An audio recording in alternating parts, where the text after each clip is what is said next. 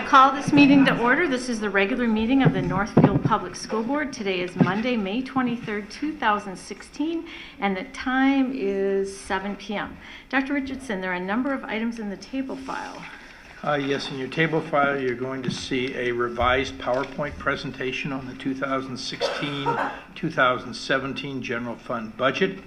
You're also going to see some personnel items in terms of appointments, increases, decreases, and change in assignment, and also resignations and retirements.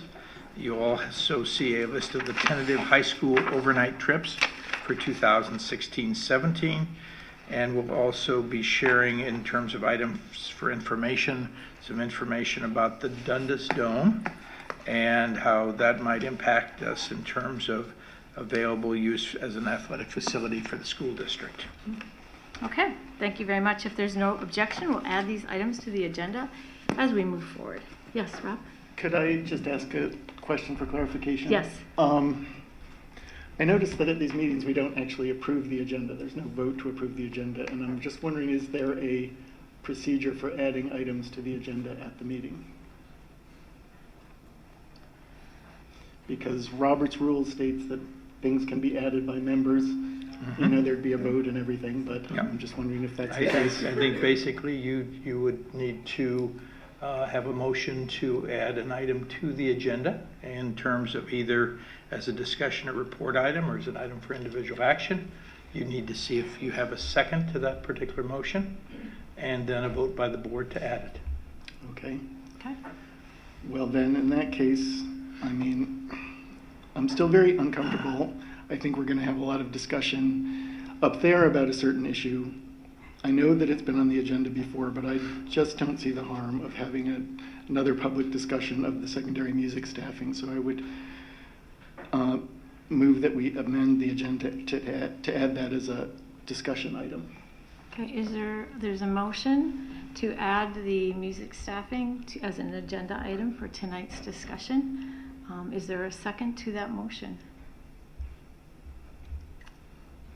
Is there a second to that motion? Motion fails for lack of a second. Okay, so we'll move on. We now have an opportunity for public comment. This is a chance for anyone residing in the Northfield Public School District to address the board. I'd like to remind the public that this is a listening opportunity only for the board and not a time to debate an issue.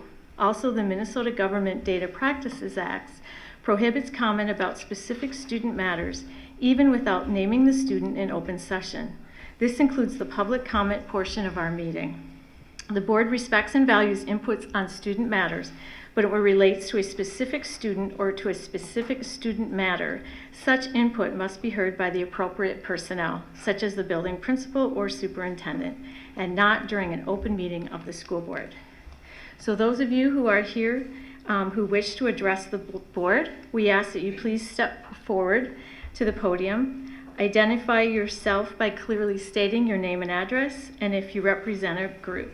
We ask respectfully that you limit your remarks to 3 minutes. Is there anyone here who wishes to address the board? I would like to. Okay. My name is Ethan Fryer, and I actually don't live in Northfield. I hope it's okay if I talk. Could you please, yes, as a district staff person, you are able to use this forum for comments. Okay. But we ask that you state your name and address for the record. Okay, Ethan Fryer, 1897 Jefferson Avenue, St. Paul, Minnesota. Thank you. Thank you for this opportunity to speak.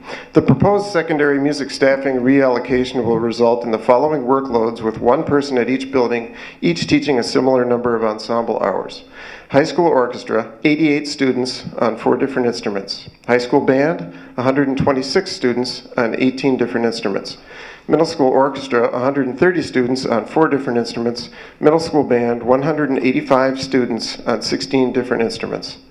Just looking at the numbers, one can see that this is a flawed proposal that is biased against band. When you consider the number of different instruments that are taught in band versus orchestra, the proposal is even more unbalanced.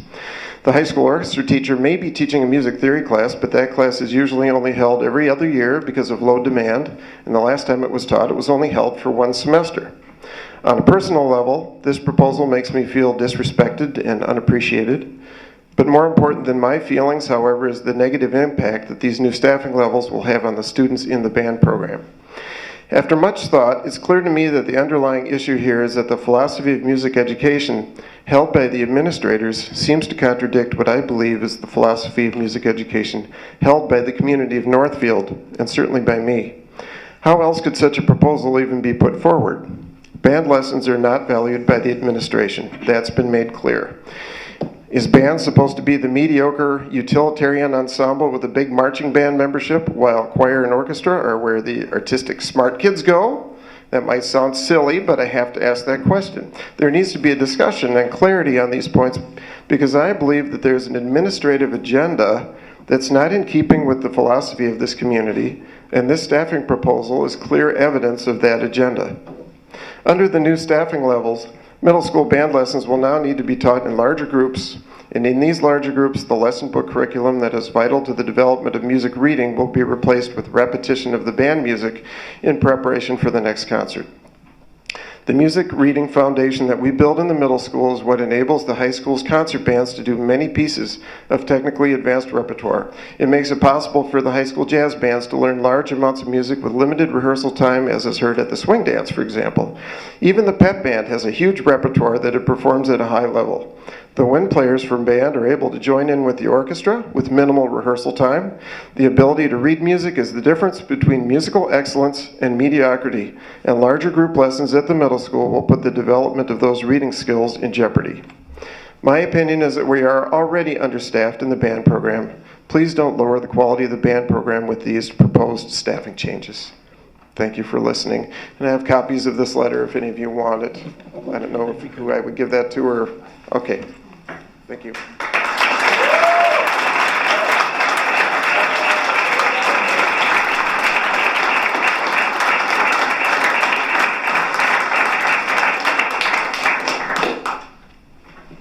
Good evening. My name is Joy Riggs, and I live at 509 St. Olaf Avenue in Northfield. I am the great-granddaughter of a pioneering Minnesota band director, the granddaughter of a high school and college band director, the daughter of a lifelong musician and educator, and a former French horn player in both the concert band at Jefferson High School in Alexandria, go Cardinals, and the less illustrious but highly enthusiastic college ensemble, the Drake University Marching Band, DUMB, go Bulldogs. Yes, I am a proud band geek. Those of you who know me know that I believe in the power of music to change students' lives for the better. And because I know most of you, I know that I don't have to sell you on this idea. Fortunately, you understand that the fine arts are a crucial part of our children's education, that in a time when we are trying to close the achievement gap and do a better job of educating all of our district's children, engaging them in learning, igniting their passions, and teaching them skills beyond the test. Participation in band is one of the keys to doing this. This is especially crucial for students during the middle school years when they are trying to figure out who they are and where they fit in, what their talents are, and what it means to belong to a larger community. Those of you who know me also know that I have 3 children. My oldest was in middle school and high school band, pep band, and the high school choir.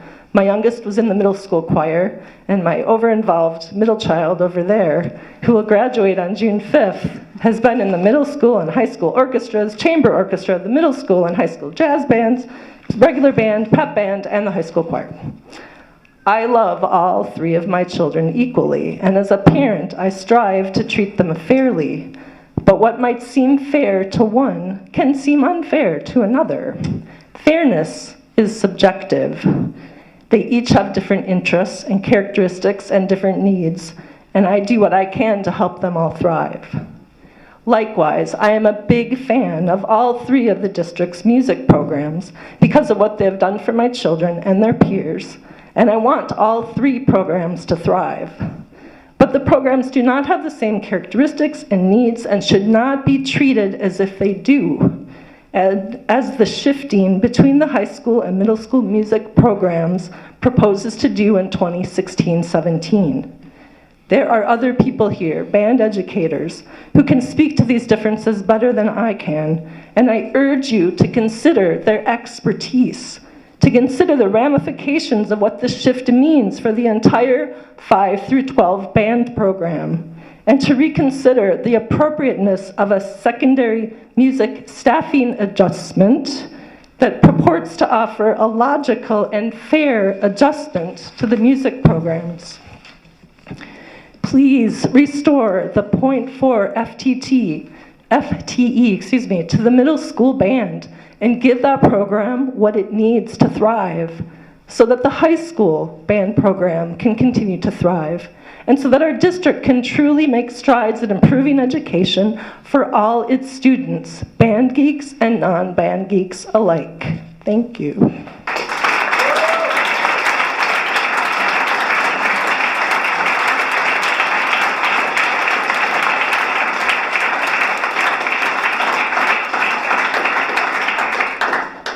Is there anyone else here who wishes to address the board?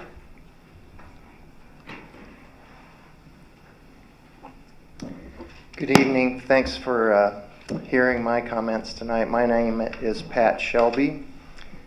I live at 124 Arbor Street, just across the street from the middle school. I have 2 kids in the Northfield school music programs, one in high school and one in middle school right now. I also benefit directly, in fact, just this past weekend, I'm a music director at Rejoice Church in Dundas. And I frequently employ the volunteer services of kids that are in the Northfield music program in my church. In fact, just this weekend we featured a tuba player from the middle school who in the 8th grade is skillful enough to read music and play in a band situation that he's never been in before. And with a brief amount of practice, less than a couple of days, he did an outstanding job this past weekend. I think one of the main things I would like to say to you tonight is that I love the Northfield music programs. I love the orchestra program, the band program. My kids have been in both of those. I've watched my kids start in the Northfield nursery school and go to Sibley in the middle school and in the high school now. And my kids are good musicians. My 8th grader plays in my band at church. My sophomore plays in my band at church. And I've watched them thrive in their musical skills. And I know, as a musician myself, where this skill comes from. And so tonight I want to just emphasize to you that the people that I would listen to when you're making decisions about the future of the music education programs in Northfield schools would be your teachers, the people who are on the front lines. What I would do, I would gather them together and I would say, how can I support you? What do you need to continue the music programs in Northfield schools to continue to blossom and to make these kids even more amazing students than they are already in music? Listen to the people on the front lines. That's who I'd go to. And I pray that you do. So thank you. Thank you.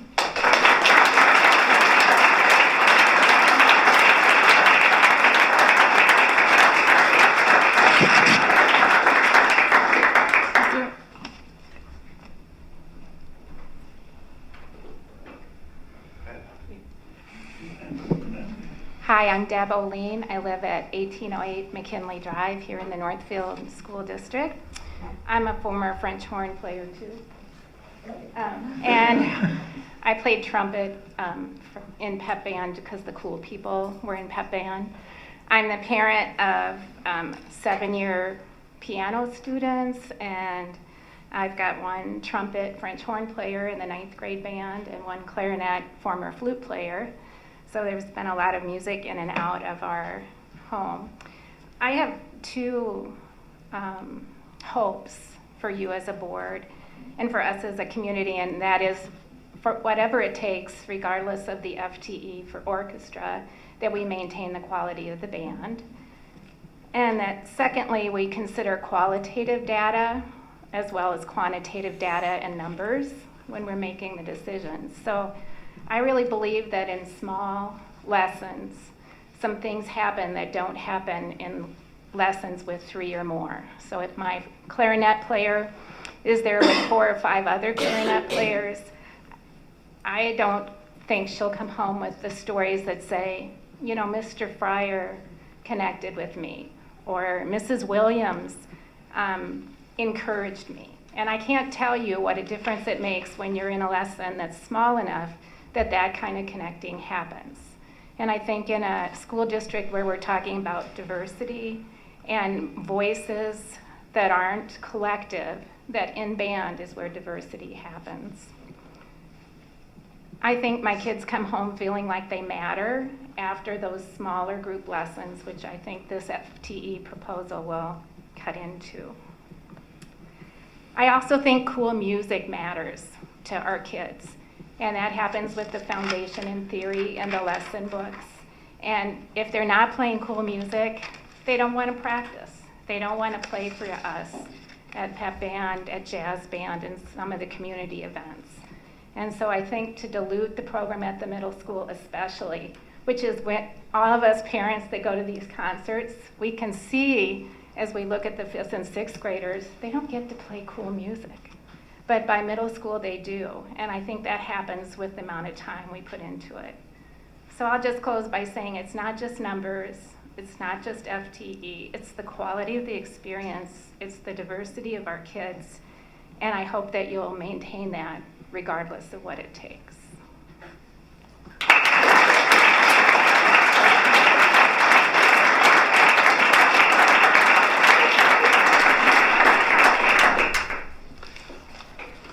Good evening. My name is Frank Dempsey. I'm a parent of 3 kids that have attended Northfield schools, and my address is 1809 Afton Street. And I've tried to gather as much information as I possibly could based on the fact that I heard of this news, and trying to get as much information as I can to make an opinion. So what I'm going to do is put together a summary of what I was able to come forth with, and hope that you'll listen to this. So my wife and I did learn of these changes, proposing staff reallocations and funding reallocations, particularly at the middle school level, which I think we consider to be the AAA league for the big league, which comes into the high school band. Without that support, I think it's going to have a detrimental effect. We respectfully request that strong consideration be given to any changes in programming that does not risk the integrity of the current level of music instruction and programs, while also maintaining reasonable work schedules for the instructors. As I said, my wife and I have 3 sons who have benefited from the music programs at all levels in Northfield schools for the sum of 23 years. Today, our 2 sons participate in choir, band, jazz band, and orchestra. One of our sons currently performs in band, jazz band, and orchestra, playing 3 different instruments, and he hopes to study music in college. All 3 of our sons were selected to represent Northfield in state-level events, and our oldest son performs at the college level.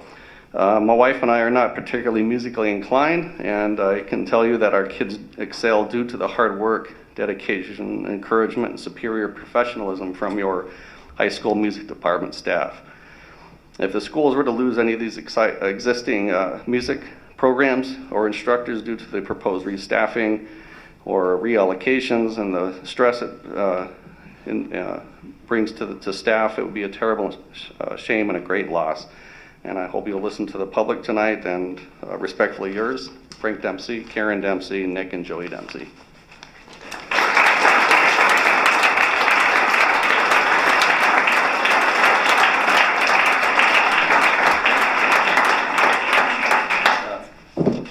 Hello, I'm Sebastian Lawler. I guess my mom... Could you please state your address?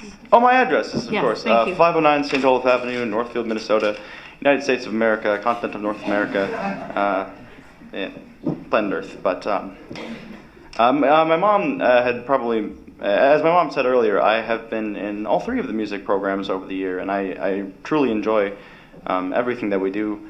And this perspective has actually given me some very interesting, insight into just different subtleties and differences between each of the musical groups.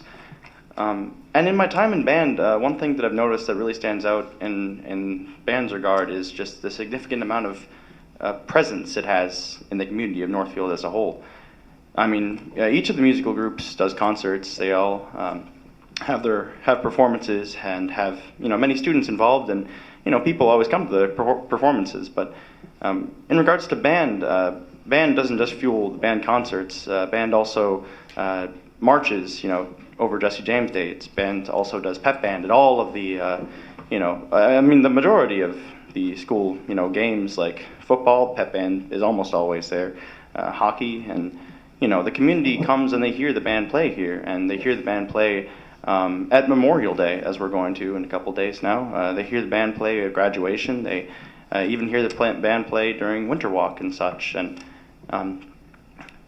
especially even with jazz band, the swing dance. I mean, we had, I believe, over 300 people come to that this year, and while a lot of them were students, there were also a lot of older people who just came to hear the music or to dance like they used to back in, whenever they were dancing, in the old days, as kids. But it in general, like, band has a very large impact on the community, and I think, as you can probably gather just from the sizable crowd that is gathered today for this meeting, we really do care about this, and it is with this that I am kind of disquieted by just the decision that has been made here, especially in regards to I noticed earlier the motion was raised that we could possibly discuss this, and I understand given the sizable the size of this crowd, discussion would take a long time, and I understand these meetings tend to run pretty long. I sympathize with you guys on that, but considering the sheer size of the amount of community response, I honestly am rather disappointed that you guys didn't particularly seem interested in discussing this, and yeah, in general, just please take this into consideration, just how much we care about this, and especially given how very little consultation seems to have gone on between the music department and the administration in this decision itself. Yeah, so thank you.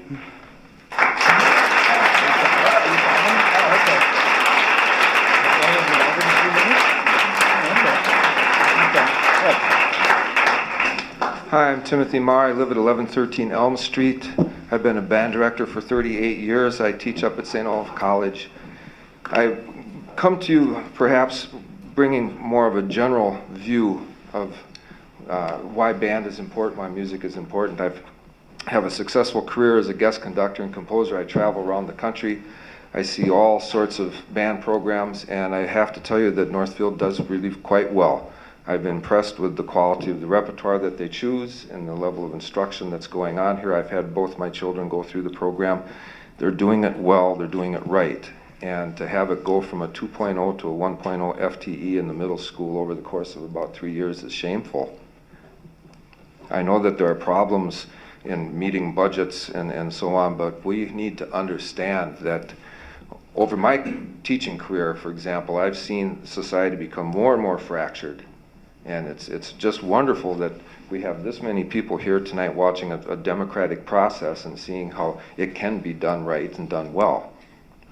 By and large, we have people who can't get in a room and find compromise. And of all the things that they can learn through the arts, let alone music, it's this ability to work well together. And you're jeopardizing that with this decision.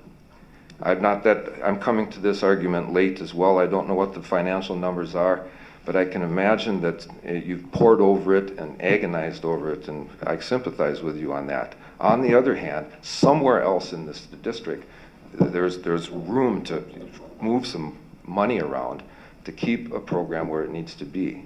Of all the things that are going on with our children right now, this experience of making good music together, coming together to have a singular expression out of 80 kids in a room is an amazing process. And what they learn, on top of just the development of the musical brain, what they learn by doing that is paramount. I can understand reading, writing, and arithmetic and all these other things that we need to, make sure they're being tested on and learning. But by God, they need to have a sense of how to get along and how to subjugate their ego, how to contribute the best they possibly can, to revel in each other's victories. There's hardly a place that makes this happen as efficiently and as well as a music ensemble. And so I see this as being certainly a short-term problem, but a long-term problem as well. If this just happens and stays the way it is, I see the city of Northfield making a grave turn with what they value for the students' education here. We need to make sure that they're having these kinds of musical experiences. Thank you for your time.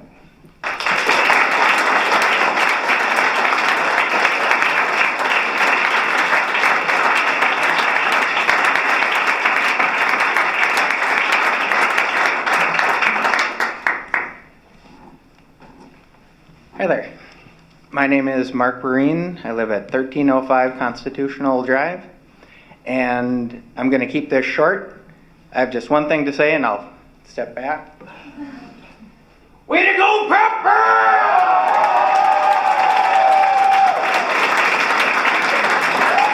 We shouldn't have to say any more.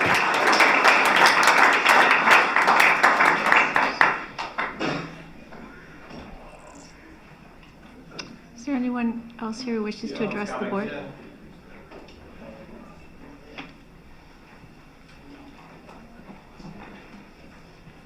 Hi, I'm Alicia Croy, 3311 42nd Street West in Webster. I don't have any prepared notes. I wasn't going to speak. I've got one son that's already in college and one that's graduating next year. I didn't think that this affected me because my kids are gone. And my college student called and said, "Are you kidding me? You have to go tell them that it would be unfortunate if any middle school student didn't get the opportunity to work with Mr. Fryer like they did when they were in middle school." Thank you.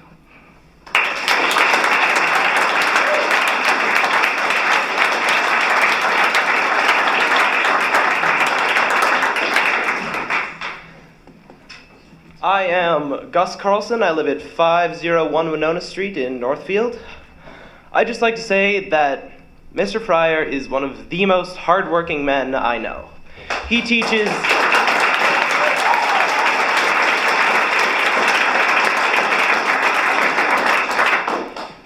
the middle school band, the middle school jazz band, and 2 high school jazz bands. That seems like just 4 ensembles, but he has to get up at God knows when in the morning to come down all the way from the cities to get here sometimes 15 minutes before we do to set up and prepare for us to arrive late. And when we arrive late, he is never that upset. He just says, "All right, put your instrument together and come play," because he knows how much we love it. He knows how much we love playing our instruments and getting better and just for the joy of the community. And he knows that, and we all know that without middle school lessons, jazz bands could not be as they are now. Thank you.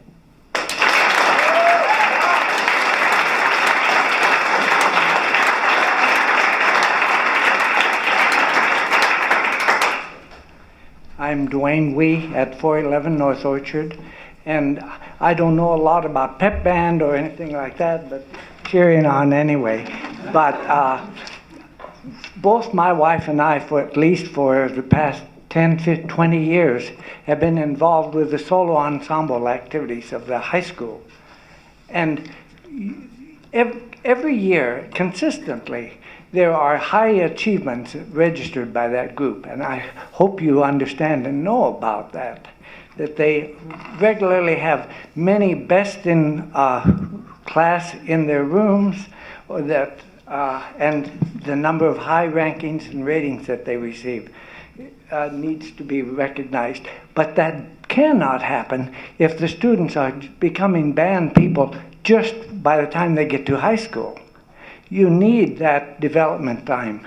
So I highly recommend that you realize the developmental process time that is needed and to there's no way that I'd be against the orchestra program either. That's true.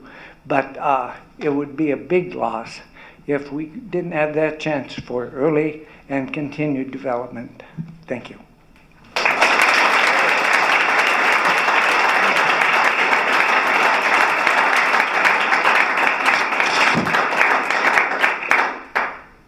Is there anyone else here who wishes to address the board?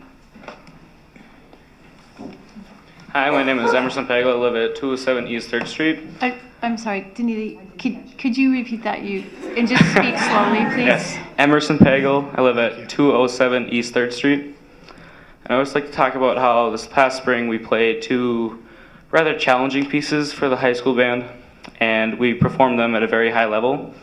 And they were pieces that they were difficult, but we didn't learn that this year in high school or last year in high school. We learned that all the way back with one-on-one lessons with Mr. Jenny and Mr. Beck and Mr. Fryer. And without those lessons, we wouldn't be able to perform at the high level that we are today. I would just like to say thank you to all of those wonderful people who put so much time into creating the special bonds with us that we have and cherish for the rest of our lives. Thank you.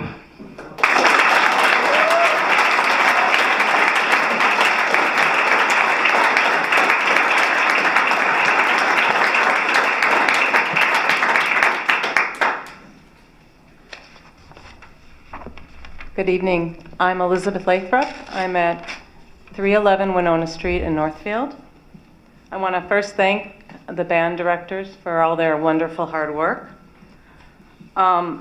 This is a big cut. It is not equitable. My understanding is that this is not a budgeting issue, it's a staffing allocation issue. The band enrollment at the middle school is high. Mr. Fryer runs 5 bands. And now he is being asked to absorb more than 80 kids, extra kids in the 6th grade band, a whole extra curriculum.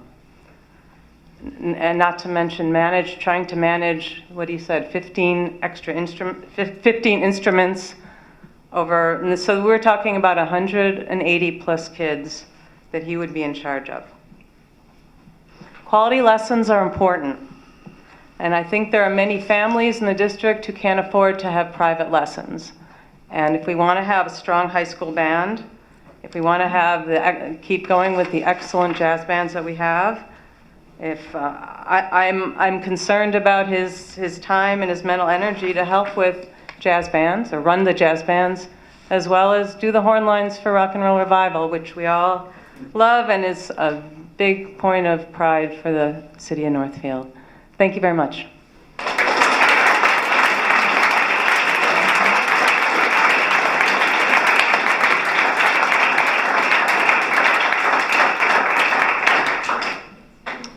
Is there anyone else here who wishes to address the board? One more coming around, I think, here. My name is Judy Terabeck. I live at 1002 Wildwood Court. My background is that I'm a clarinetist. I play professionally yet, and I also still do some teaching. I taught in the Burnsville School District elementary band for 39 years. And in Burnsville, that means grades 5 and 6, so it's a little different than what Northfield does. Recently, I've helped out with the Northfield Summer Beginner Band students, and I also play in the Northfield Community Band, at least locally, so you know I'm still connected. I'm going to tell you a little bit about our Burnsville experiences when we had some cuts and had to make some adjustments with teacher assignments. And similar to what I think you have just done is to say, this is what it's going to be. And we as the Burnsville teachers went back and said, this isn't possible to do this. You're going to kill the program.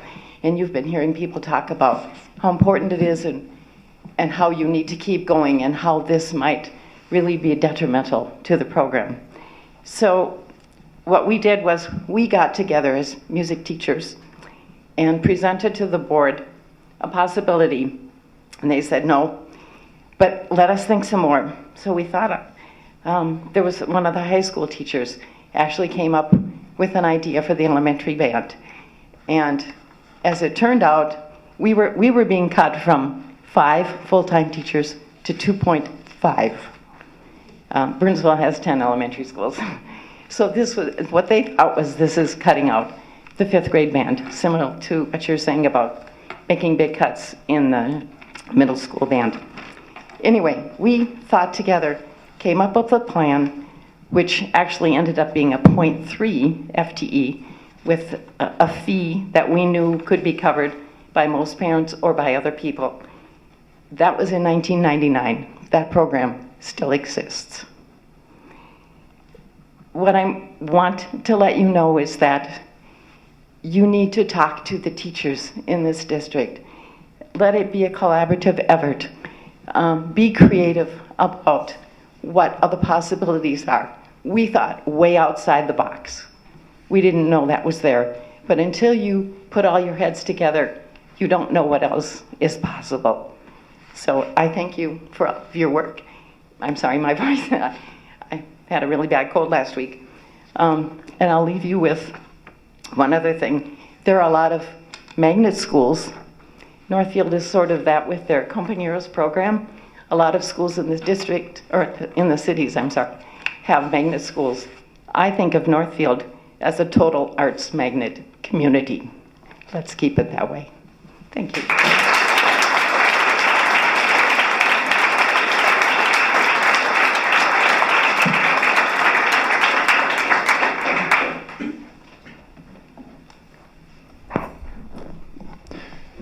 My name is Mike Legvold. I live at 726 Sibley Drive, Northfield, Minnesota.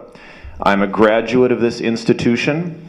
I'm a graduate of the little college on the hill nearby, and I have been a middle school and elementary band educator for the past 22 years. 15 of those have been in the neighboring community of Cannon Falls. If you expect to have a high-quality high school band program, which is very visible in the community, you cannot cut it off at the knees at the elementary or middle school level. That is the most important time in the development of a young musician. Thank you.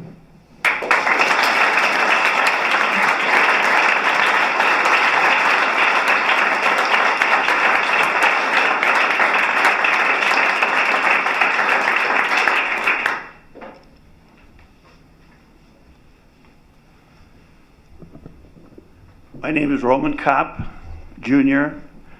I live at 202 North Water Street, Northfield, Minnesota. I've learned a lot of things late in life, and so I had a son. He was born on my birthday, and he's 14 now. And next year he will be coming to the high school. And the interesting thing for me is that Roman has learned a lot of things, sometimes the hard way, but band has been very critical to him. And he took piano lessons when he was in 4th grade, so that when he got in 5th grade, he could play the viola, and he would understand how to read music. Then he graduated to percussion. And that's not my favorite thing, because he has a drum set in our room, and he loves playing on it. But I'm here to just endorse the serious concern that I have over the cut in the district. And next year, the proposal would be for one full-time teacher to teach 180 students and 5 bands. That's being set up to fail, and we shouldn't do that. Mary Williams, Ethan Freer, Mr. Beck have all done great jobs over the years, and the 0.4 cut to instrument music is not in the best interest of our students. I strongly encourage this group to ask that this topic be revisited and voted upon by the school board again, so that they could review this decision. The benefits of band for Roman are time management, decision making, commitment to goals, Plus, it's fun. He enjoys it.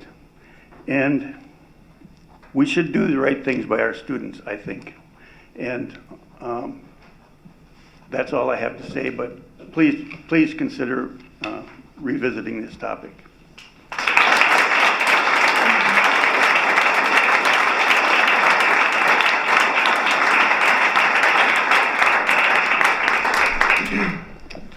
Hi, my name is James Miller. I live at 6483 145th Street, and I just want to talk a little bit about my journey with music in life. So I started piano lessons as a second grader, so music's always been a big part of my life. And when I got to 5th grade and decided I wanted to do band, I was a little bit apprehensive, and I didn't really know for sure like what it was all about. And so I tried it, and it's because of people like Mr. Jenny, Mr. Beck, Mr. Fryer, Miss Williams, all those people pushing me and being there for me and supporting me that I've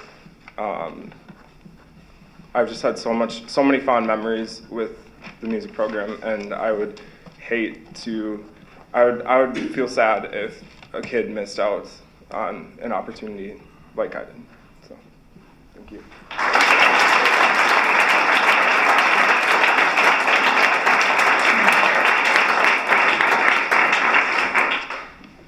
Hello, my name is Nick Dempsey. I live at 1809 Afton Street.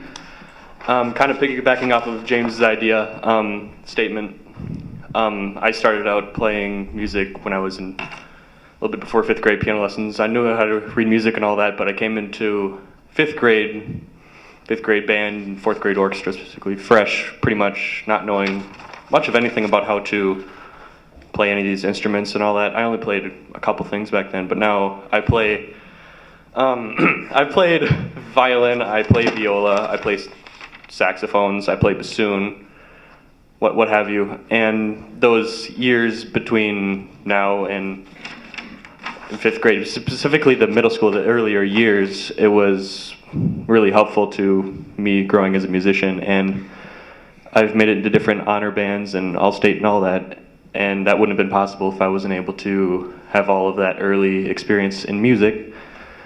And like, who knows what would happen if I was trying to start a musical instrument in high school without having all those years in middle school to learn and practice and all that. It probably wouldn't have went very well. All right, thank you.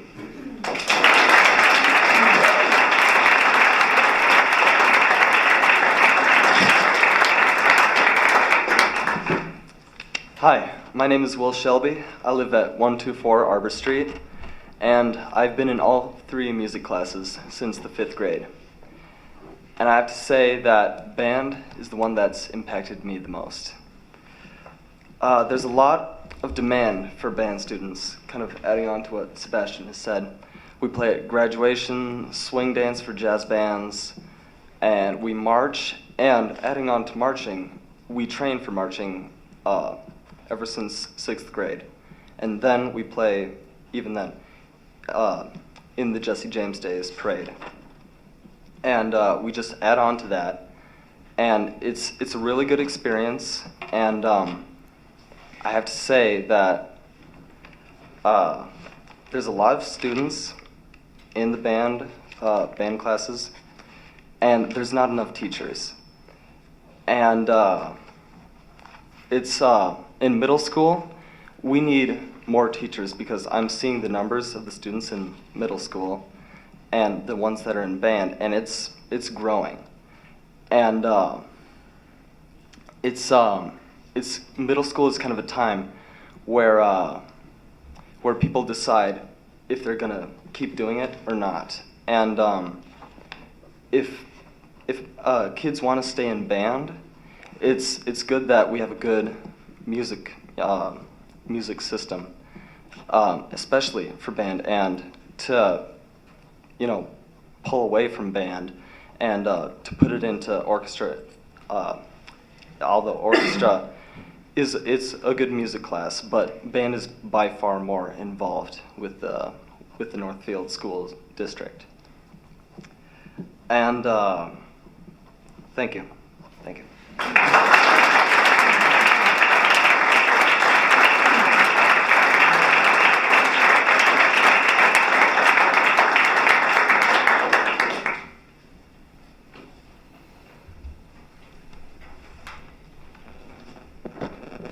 My name is Jenny Parton, 1504 Archibald Avenue, or Street, sorry. I am a graduate of Northfield High School, class of 2000. I went to St. Olaf College and got a degree in music education, and I'm currently pursuing my master's from St. Thomas in music education as well. I've been teaching band for 10 years. 8 of those years, my curriculum involved small band lessons or private lessons. In fact, I founded a band program in Elk River where I based it almost entirely on what I grew up with here in Northfield, private lessons or pair lessons for students. I've emailed all of you previously and expressed my concern about the program, and what I heard back was that this shift is to try to provide equal lesson access for all the students. That's a wonderful idea, but if you do the math, the 1.0 orchestra teacher would only have 90 students at the high school, while the 1.0 band director at the middle school would have 180. That 90 to 1 student ratio is fantastic. For 8 years, I taught in that ratio. I had 3 bands and about 100 kids. Every student either got a private lesson, about half of them, and the other half got pair lessons. That would be what you'd be providing your orchestra kids, which would be great. But that is at the expense then of the middle school students being in a minimum of 3 students in a lesson, more likely 4, 5, even 6, depending on how scheduling works. With 2 students, the teacher can very easily, and even preferably 1, but with 2 students, the teacher can have an intimate understanding of what their students are capable of and help each student with some differentiated instruction. When you put 3, 4 more in there, it's very difficult to know exactly what each student needs, and as a result, you end up going for the common denominator and going for what maybe the 3 out of the 5 really could be helped with. Your high flyers then aren't challenged enough, and the student who was falling a little bit behind last week is even further behind this week and will continue on that trend. In the end, your retention goes down. The students you keep are maybe not your highest flyers because they get bored and they leave. And those challenged students, or those students who need the extra help, who might have been fantastic, just don't make it because they get frustrated and they leave. If you can give the orchestra that 0.4 and still keep the 0.4 in band, fantastic, that would be great. But do not cut the middle school program and hope that your high school band that you all say you're so proud of is going to stay strong. Those middle schoolers, as many of these students have expressed, you need that support in middle school or you just don't make it. Thank you.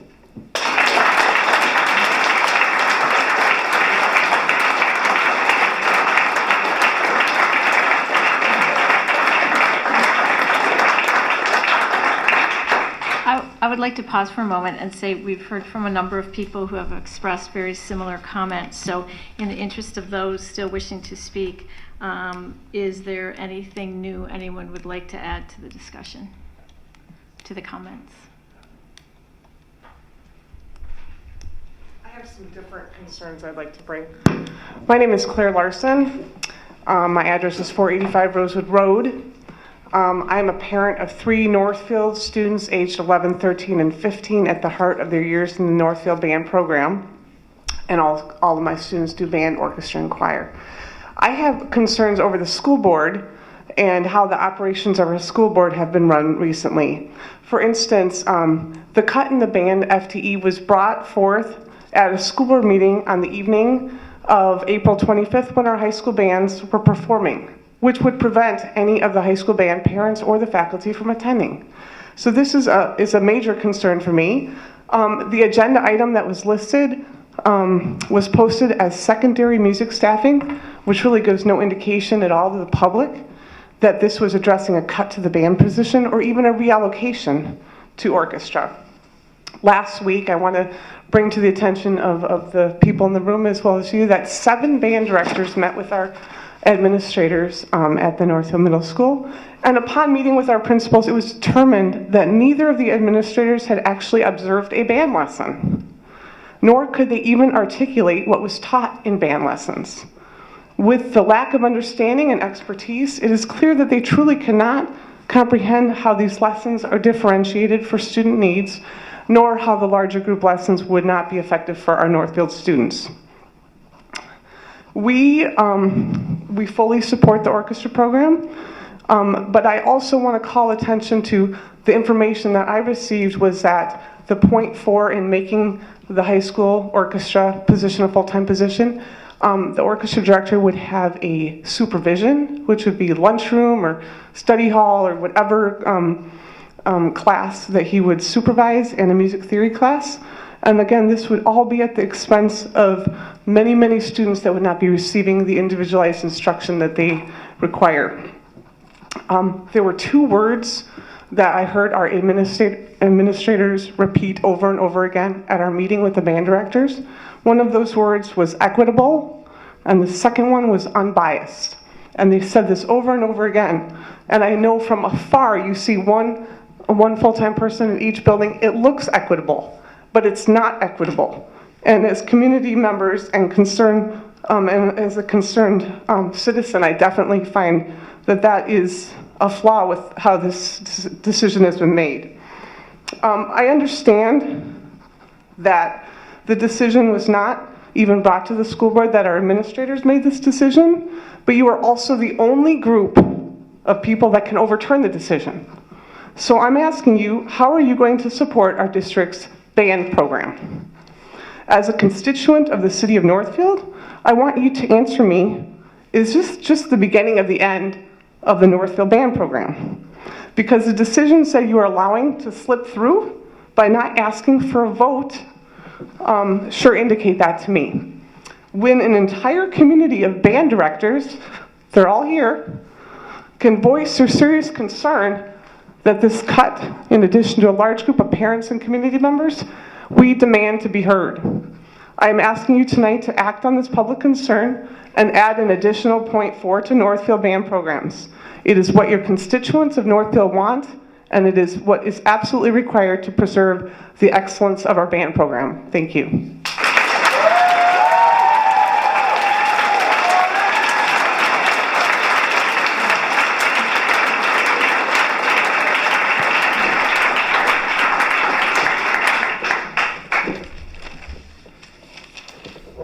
Hi, I'm Annalise Larson. I live at 485 Rosewood Road. I'm 11 and I play the French horn. Some of you might be thinking, why is a 5th grader talking to me? She has the smallest, least important voice in the room. But actually, I have the biggest voice in the room since I'm the one affected by this. Some of my peers need more help than others, and they wouldn't be able to get that individualized help with only one band director. Yeah, Mr. Fryer is super awesome, but he's not superhuman. French horn is one of the harder instruments, and I wouldn't be guaranteed to learn everything I need to know. And I don't always like taking lessons with my mom. Before making a big decision, my parents tell me to think about it for a long time. I hope you do too. I hope you think about this decision, this really important decision. Thank you.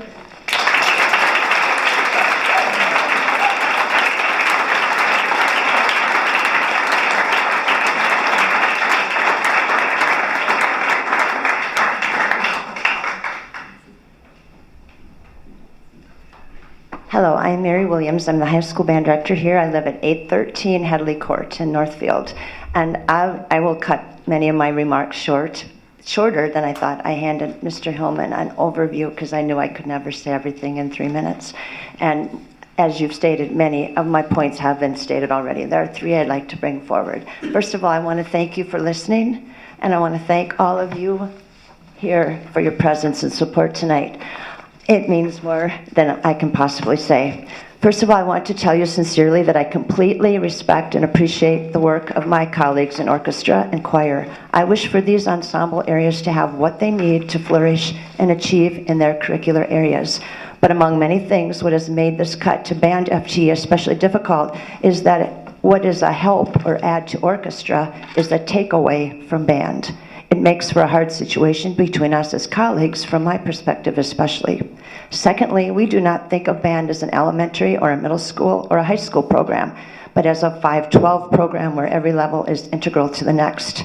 The cuts to middle school lesson teaching will have a huge impact at the high school level and will at the same time slow the progress started by Mrs. Bothan's efforts in the elementary program. When students reach the high school, They begin to wear many hats, made possible because of the lessons and the teaching they have possible. The band is expected to put forth a marching band, a play at graduation, Memorial Day pep band, small ensembles for winter walk, arts a la carte. So many of these events are volunteer on the part of the band members. We hope all of our students may feel confident to play. We cannot constantly rely on a few strong players whose schedules also get crazy to make all these performances happen.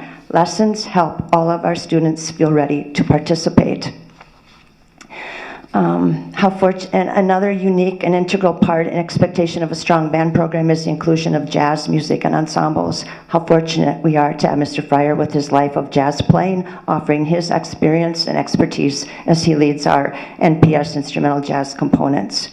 We wear all these hats with pride because that's what bands can do, and we want to do it well. And the body wears these hats.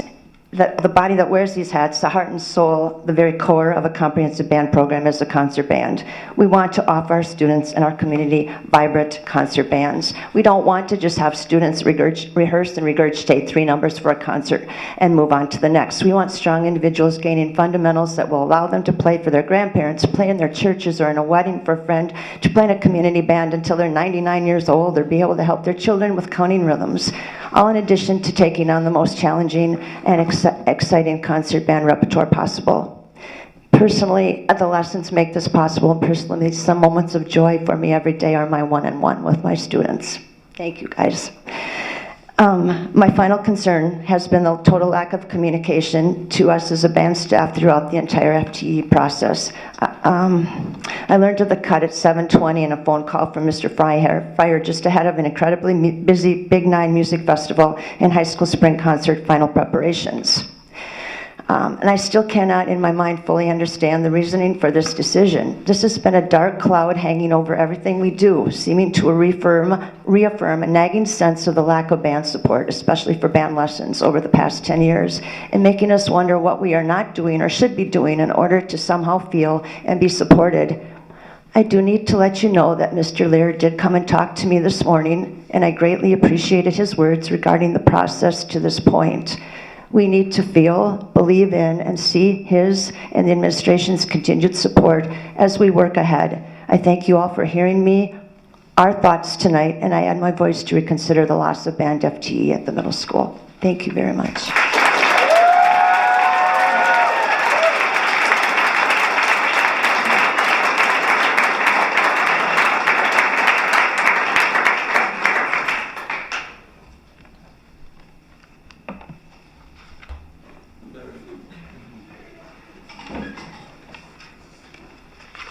Hi, I'll keep this brief. My name is Daniel Coleman. I live at 519 Winona Street. I grew up in a wonderful band program in high school back in the days when we all had individual lessons, and I know those days may not be coming back. But I do know from personal experience, from having visited several bands in the area, high school bands. I'm a composer, so I work a lot with various ensembles. I've been to rehearsals, and I know pretty much from hearing them warm up whether they have cut their lessons or not. And in cases where they have, the ensemble sound is just gone because they aren't getting that individual attention in their lessons that they need. And this happened in my high school, actually, where they made a lot of changes in the curriculum, and the lessons became up to 6 people, like have been talked about here.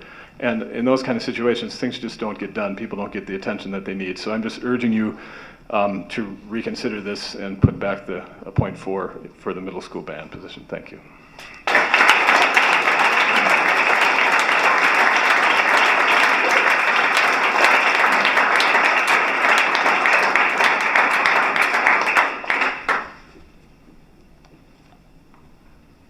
Okay.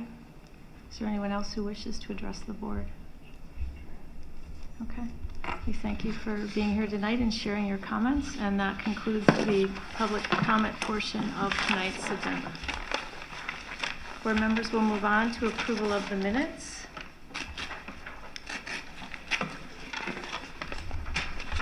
You have in your packet minutes from the regular school board meeting held on Monday, May 9th, 2016.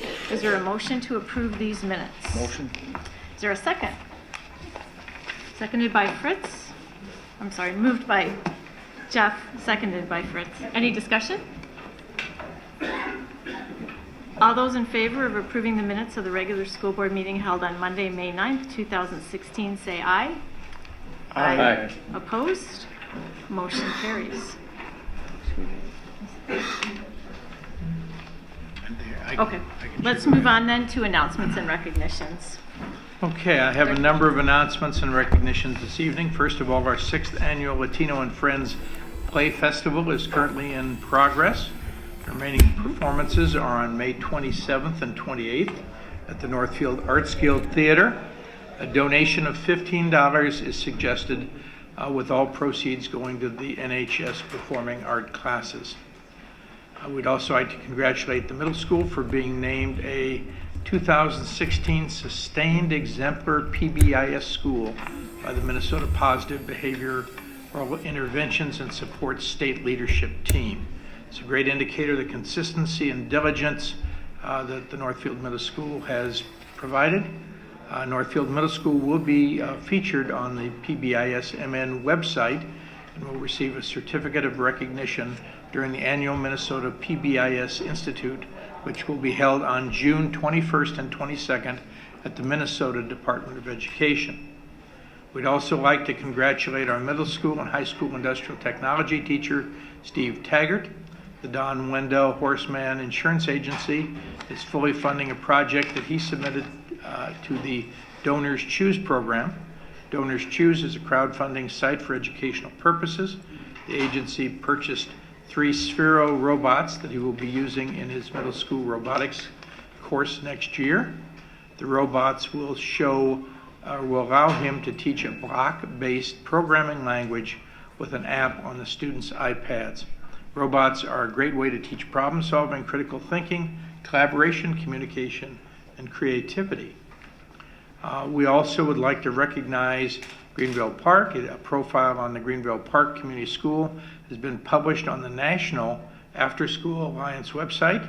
It's a wonderful feature that the staff plans to make it into a one-page piece so it can be used on social media. They also intend to make information cards that they can share with elected officials. It's been so great to see national recognition for everybody's hard work at Greenville Park and the work of the community school.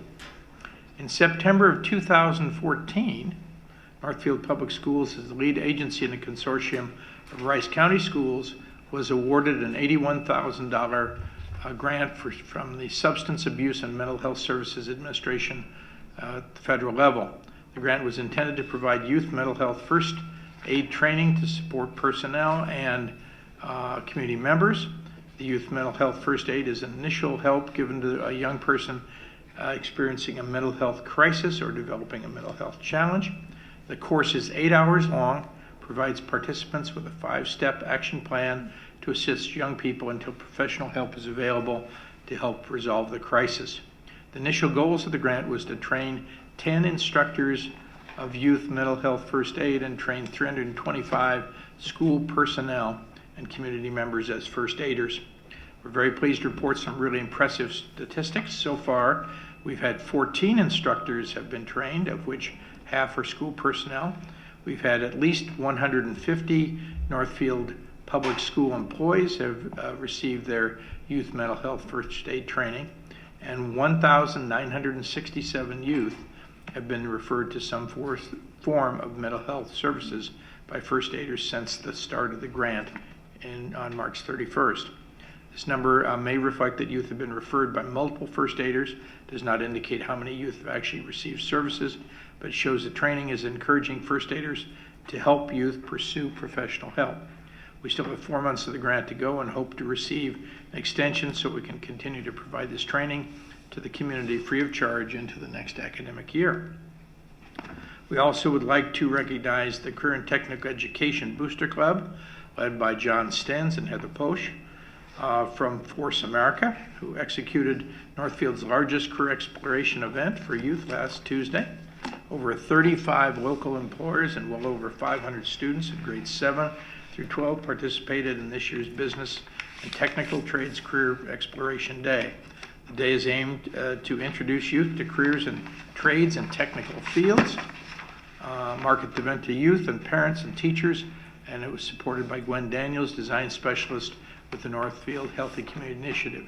through interactive displays from professionals, including an underwater welder, and conversations with representatives from local two-year colleges, youth gained a better understanding of the many career options that exist and the pathways to get there. Parents were also invited to attend this year's event. Many took advantage of the opportunity to learn more about 21st century careers. Huge thanks for making this event such a success goes to John Stans and Force America team, to Mark Botola, to Steve Taggart, the administration teachers of Northfield Middle and High School, and the enthusiasm of our Northfield employer community. So again, thank you. Also, just a reminder to the board that the maroon and gold athletic reception ceremony is tomorrow evening at Northfield Middle School. Reception begins at 6:50 in the cafeteria, followed by an awards ceremony that's starting at 7 o'clock in the auditorium. Finally, we're saddened to report that Ellis Lisney died on May the 10th. Ellis was the man behind the camera, taping school board meetings for the past 14 years. You may recall that Ellis retired from that position just recently on April the 25th. We extend our deepest sympathy to Ellis's family. He will be deeply missed. And that's all of the items I have for this evening. Board members, if there's any other items for recognition? Okay. I just wanted to add the CTE event just keeps getting stronger and stronger for the second year. It was really amazing. And Fritz and I had the opportunity to sit on the presentation at the middle school, and it was wonderful. They did Mythbusters, and they engaged the students in talking about some interesting myths around technical education and a technical degree and the opportunities that are available to you upon graduation. And so it was real fun. I mean, it was very interactive and good. And then I would highly recommend anyone who still has a weekend ahead of them that's unplanned, the 6th annual Latino and Friends Play Festival. Jennifer Lompart does an amazing job with this performing arts class. Matt Hillman was there with me on Saturday night and was really excellent. And what I love about it is kids can just explore their interest in doing that piece and not necessarily have the commitment to actually go and be a part of a play, which is a whole different level of commitment. So I think it's really wonderful that they have that opportunity, and Jennifer just does an amazing job. So if anyone has the opportunity to see them this weekend at the NAG, I think you would find it time well spent. Okay, any other? All right, so we will move on to items for discussion and report. The first item is the District Educational Program Advisory Committee, affectionately known as DPAC. And Kyle, how many years is this now that you've presented? You always ask me that. I've been on the committee for 7 years. So I would say 7 years. I think I only did the presentation for 6, though. Okay, all right. Well, good. Well, thank you, and thanks for being patient as we waited through the first portion of the meeting. So, it was my pleasure to be patient through that. It was quite the thing to see. I have seen 6 of these meetings, and nothing quite as exciting as that has happened. But I did play the oboe, and I never realized before how important band had been. It was. That was hard to watch. At the same time, I usually say thank you to you guys, but it's on another level now. It's got to be very hard to sit on that side of the desk sometimes, and thank you for doing that for our community. With that, my name is Kyle Wilkham, and I'm presenting the goals from the District Educational Program Advisory Council, DPAC, for 2016 and 17. The council consists of teachers, administrators, parents, and community members, and drafts goals in 3 subject areas for the district to work on that year at both building and lower levels.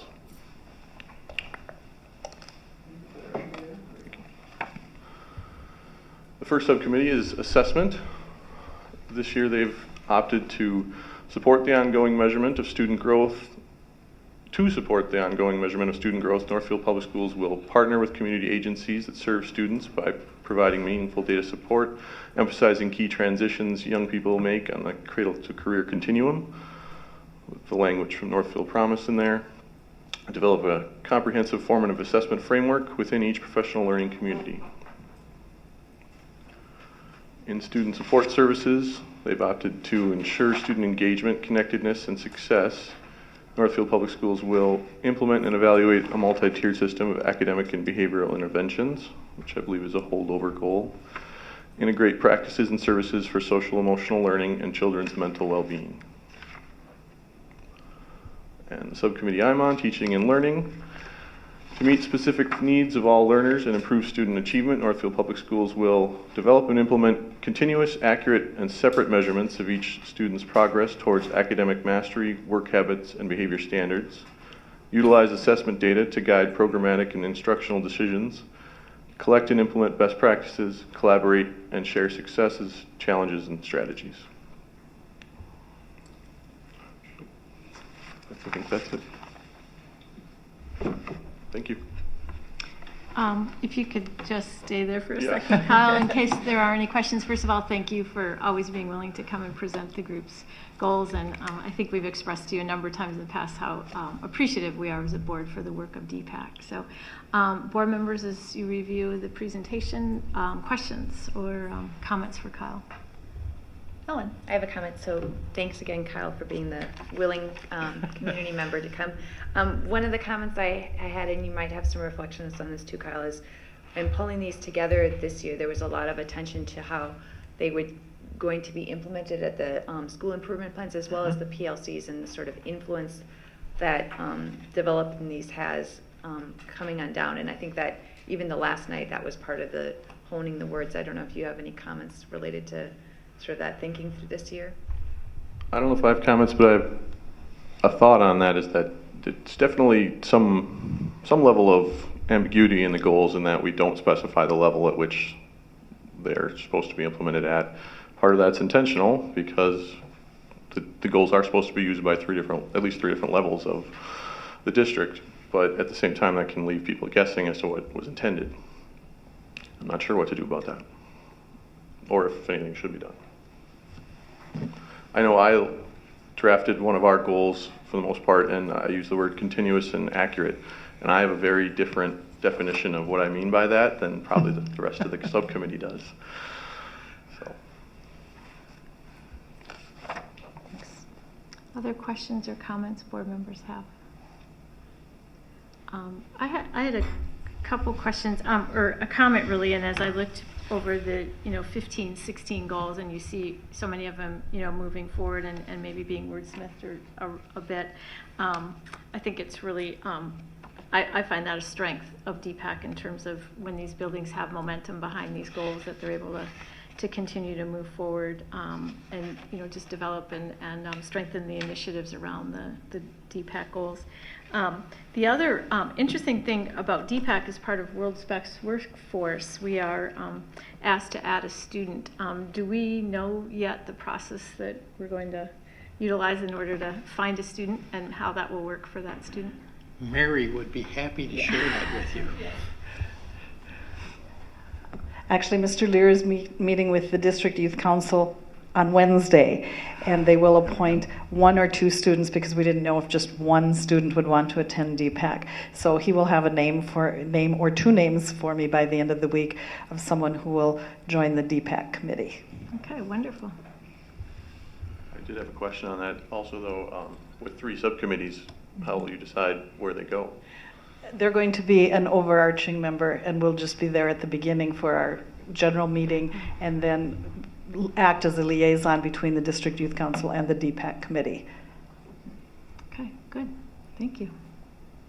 So Sebastian, you will have some work to do on Wednesday. Sebastian, the representative from the District Youth Council here watching a school board meeting. So yeah. Good. All right, board members, any other questions or comments regarding DPAC? Okay. Kyle, thank you again very much. Thank you. Thank you for having me. Okay, our next item for discussion is the 2016-17 general fund budget. Just as a reminder to board members, there was an updated PowerPoint in your packet. So if you can be sure that you're looking at the most, the revised. And tonight is Val Mertsdorf here to present the proposed budget. Good evening. So I did include a revised presentation. We got word this morning, actually, that the legislature did not approve the 1% TRA increase for employers. So that did reduce our total level of expenditures, which made things look a tiny bit better, so I wanted to sneak that in there. There's a significant amount of changes and moving pieces this year. So I'm going to try and touch on all of them, but if you have questions at all, don't hesitate to ask. So as you're aware, enrollment is a very large driver for us. It generates about 65% of our revenue in some way, shape, or form. Historically, we've had very steady enrollment. We are, with the transition to the co-op, going to see a decline of about 30 students in our enrollment because we will be placing them at the co-op. So the revenue will go to the co-op, the expenditures go to the co-op. So that'll look very differently in our financial statements, and so that's a primary driver of most of these changes tonight. We are anticipating about 3,846, and then when you have the weightings on there, it's 4,219. I will say that a couple of the models that I ran did have a little higher enrollment. You've seen throughout the year with your enrollment reports, we've had an increasing number. I typically prefer to be a little more conservative in May and June when you adopt it, because we do a revised budget after the October 1st enrollment, and we can come back and shore that up when we have actually seen all the kids and have them in the seats. So I do think the enrollment's going to go up a little bit, but we're just keeping it conservative for our initial budget. Our revenue assumptions, typically with the financial forecast that I do in January, that kind of drives the start of our budget process. We are in the second year of the biennium, so we know we have a 2% increase in our basic formula. And again, enrollment is one of our largest drivers. The special education is where we are obviously seeing a significant change. The funding formula, this is the first year of that change, so next year will be the second year. We're still working to figure out if we have a good understanding of that yet. We do believe it's going to be an increase in revenue, and the models that I've run show that what I projected for this year is materializing, which is good. That makes me feel a little more confident about the number. The revenue this for 16-17 is not only coming down because of the students that are moving to the co-op, but there's also the billing from the co-op is going to be through tuition billing, which is not, it's a revenue reduction. So the revenue is almost kind of coming down twice, if that makes sense. So the revenue coming down looks a little more dramatic than the expenditure decrease. And that's why it's an offsetting piece because of the way the formula works.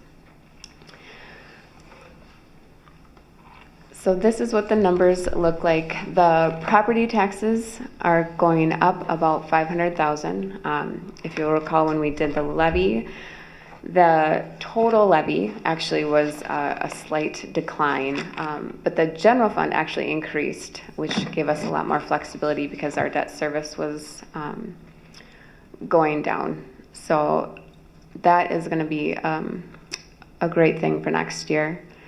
Our state sources, as you can see, are going down. That is primarily the special ed revenue coming down. Our federal sources are down just slightly at $1.26 million. That is primarily due to the Project Aware grant that Dr. Richardson was talking about during the announcements with the mental health component.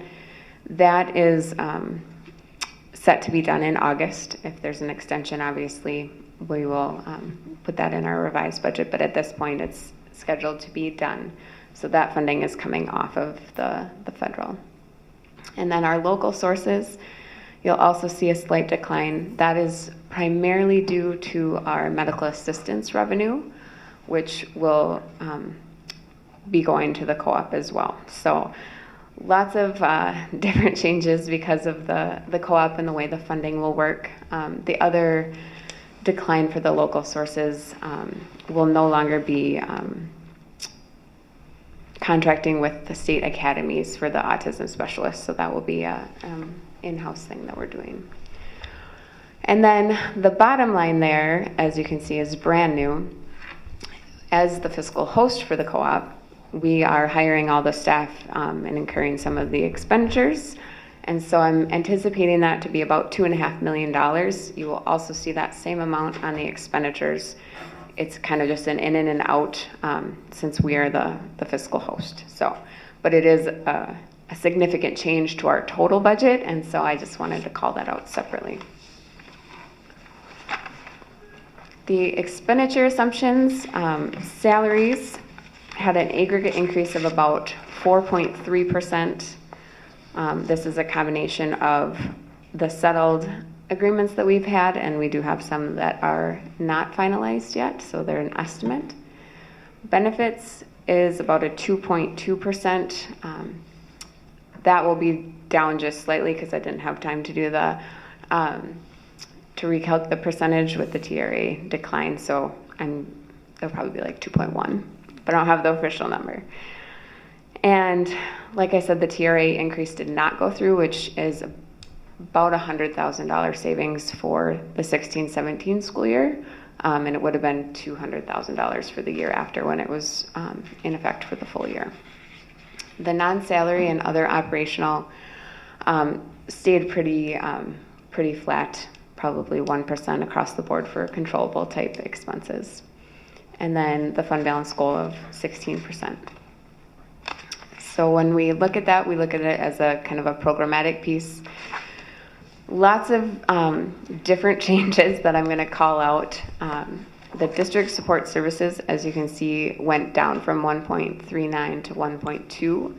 That is primarily due to a change in UFARS, is the Uniform Account Reporting Standards that MDE requires us. Basically, we have a set way we have to code all of our transactions to put them all in these buckets. And they created a new code specifically for instructional technology support. So basically our tech department is no longer considered a district support service, it's an instructional support service. So again, just moving the funds around makes it a little harder for comparative purposes. The special education dollar amount is going down primarily because of the co-op and those expenditures that are moving, because we won't be paying Faribault, we'll just have a reduction in our revenue now. And then the instructional support has a significant increase. Again, that's just the tech department switching there. And then sites and buildings had a small decline as well, and that's primarily due to just the coding of capital expenditures and where they happen to fall this year.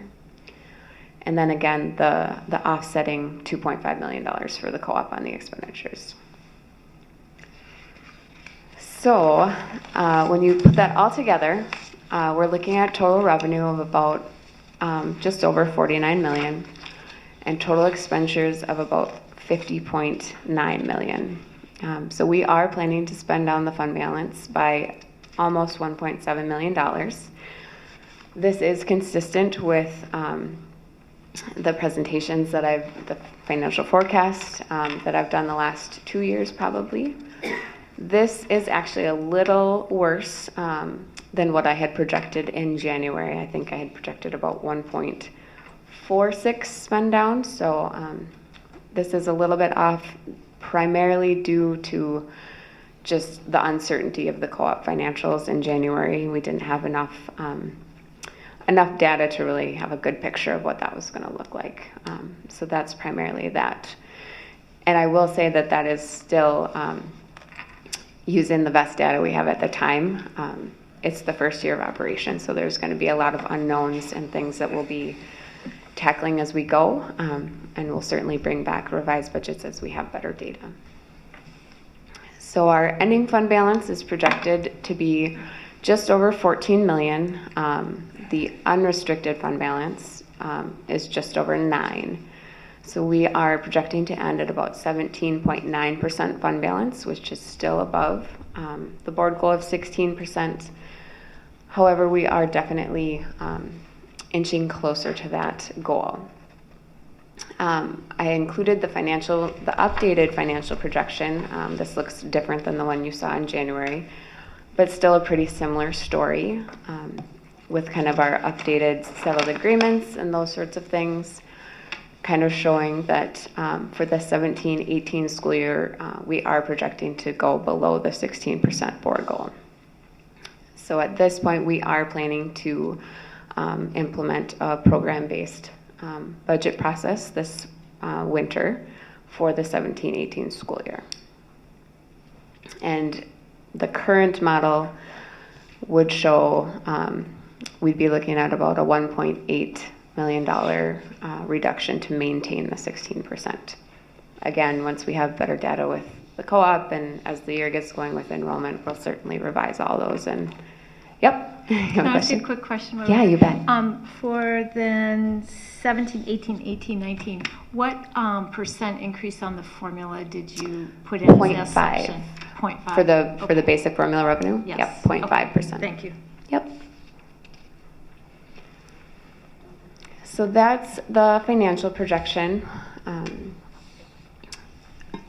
Just as a short history lesson, I like this chart a lot because it shows where we were and the hard work that the district went through in 06, 07, 08 to get out of SOD and continually make the commitment to the community to increase the fund balance.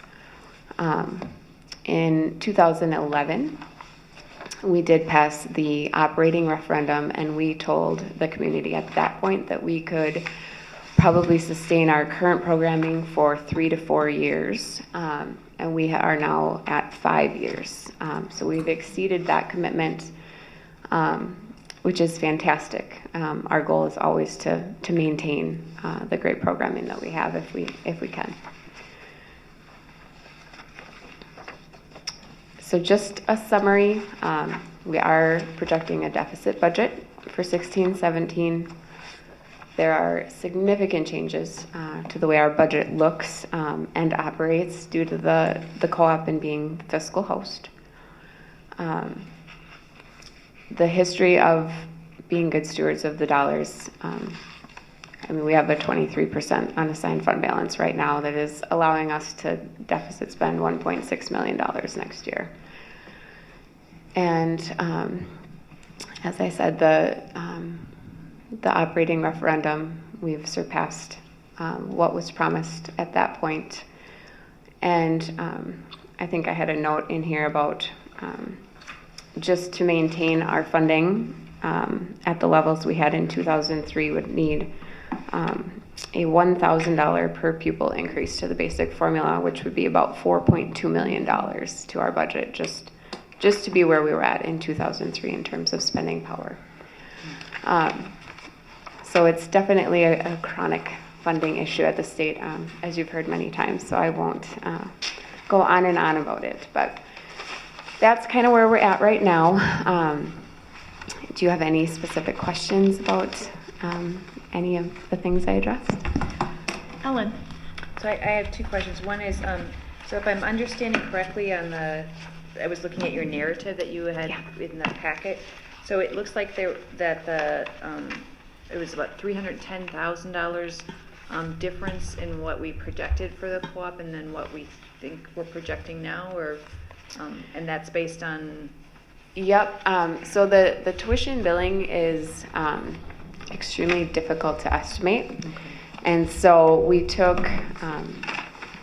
basically took everything that we had been paying to Faribault, and deleted it out of the budget and tried to estimate how much that would show up as a reduction in revenue. And I will say it's probably very conservative, but it's extremely difficult because they do it based on the service hours, and it's dependent on the students that are placed there and the benefit rates, and there's a lot of I'm not sure anybody really knows how the formula works. So I didn't want to, I just didn't want to overstate it and find out that it was worse than I had anticipated. And so in the first year, I chose to be extra conservative until we have some better data, knowing that I always do a revised budget and we'll be able to have a better understanding of what that looks like. And my understanding is the co-op won't even have real data until after February, because that's when the first real student enrollment numbers come in. So I anticipate our budget process to be a little different for the coming year.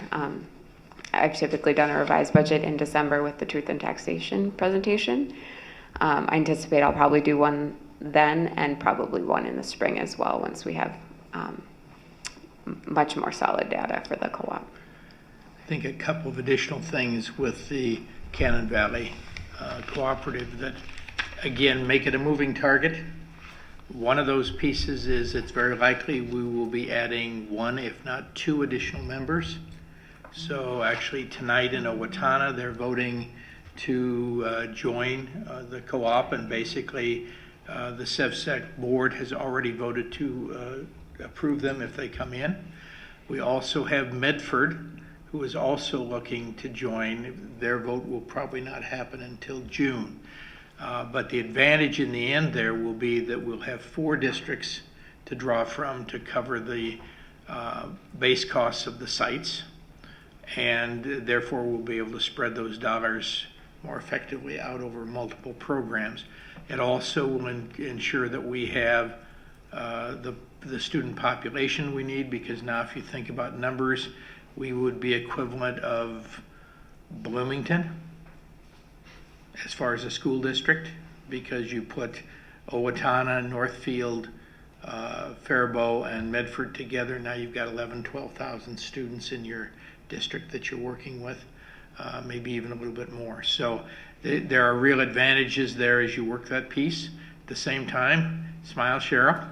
We have added to Cheryl's headaches as we're going forward with this process, because the moving targets include making sure that we get all the stuff that needs to be done by those new members who want to join, making sure that they understand what is going to be part of their role in doing that.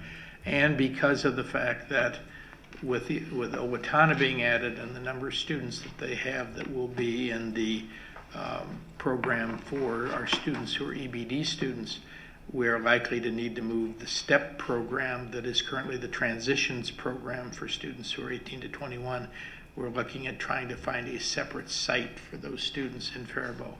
And so that we'll have plenty of room in the old SEVS, or the old CREC building, which is now the Alexander Learning Academy, to be able to meet those needs. I think in the end, though, having that additional population in terms of students and districts is going to be beneficial to us moving forward, because I think it assures us that we have the population we need to make this a long-term functionally appropriate site. So those are just things that Val has no gray hair yet, but for those of us that do, it's coming rapidly. Yeah, it's coming rapidly. Please understand as we go forward, and as she said, that's going to be potentially multiple discussions next fall and next spring with the board about all the changes that are occurring as we actually get the right numbers together for each of those parts. Okay, thank you. Board members? No. On the expenditure side, instructional support is up nearly $1.5 million. Can you explain that to me again? Yes. So I'll go back to that one. So there's a couple different things happening there. One of the things that we have done since prior to me coming was charging back the technology department to regular instruction. So the part that's actually being reduced from the district support was actually what was calculated as the service for administrative computers and that sort of thing, and the rest of it got put in regular instruction.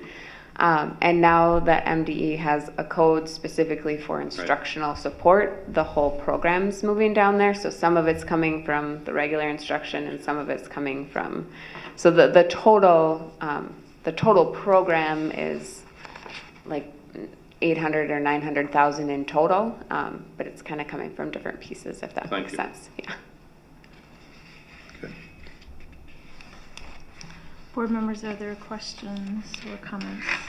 Dr. Hillman. I just want to make 3 comments. First of all, we know that Val has a history of her conservatism paying off for us and being incredibly close in terms of her budget numbers. If you look at how, when the audit numbers come in next December, we're going to be talking that Val will most likely be within about 1%, of the overall, which I think is great. That's even too far away for her, but I think we've done really well. I'd like a couple other messages. Is one, we have to continue to remember that roughly 70% of our revenue comes from the legislature.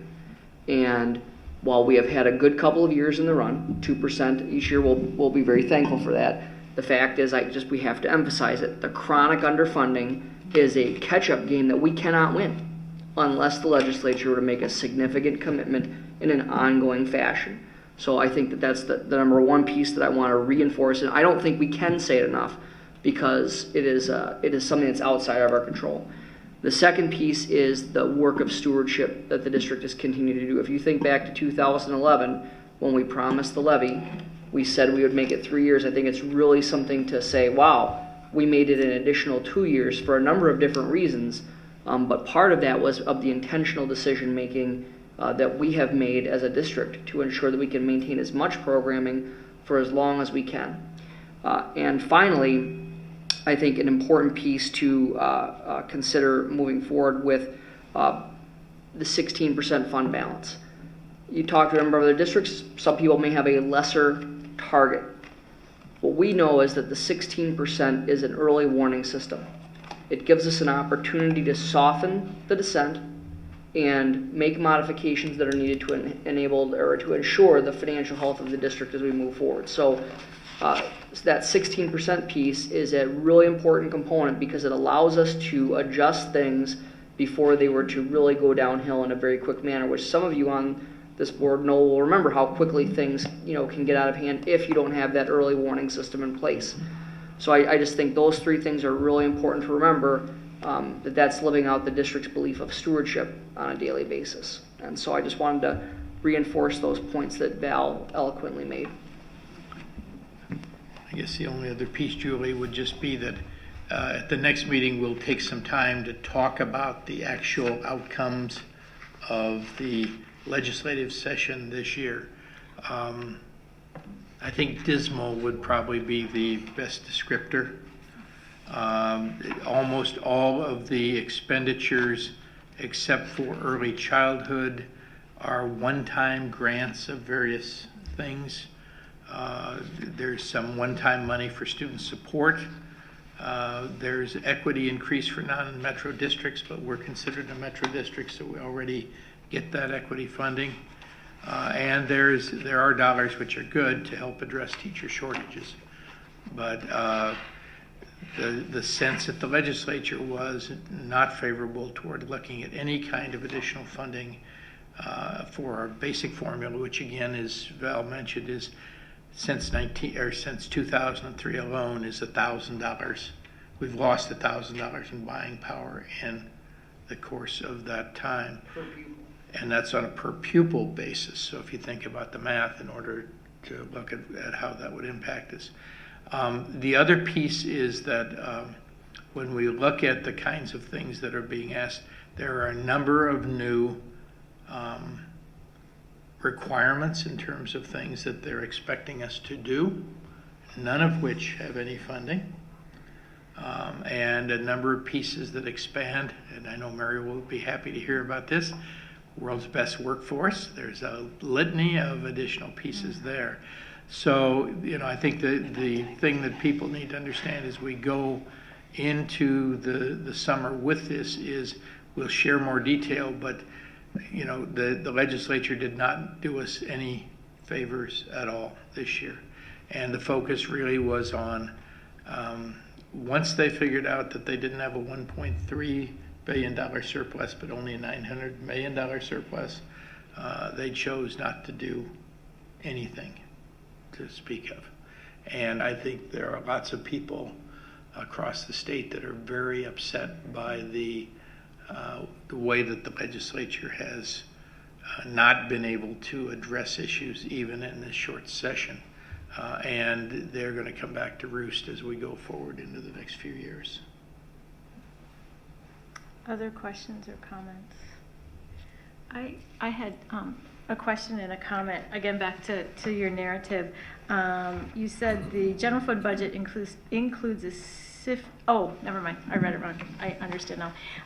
One thing that we just talked about in the comments was about really not being able to say certain things, you know, and to educate the community. And I think this, you know, I guess I will use the word dismal again as we look forward to what our general fund budget projections are and how I believe important it is to manage our community's expectations in terms of what is coming and how we're going to manage that process and what's that's going to mean.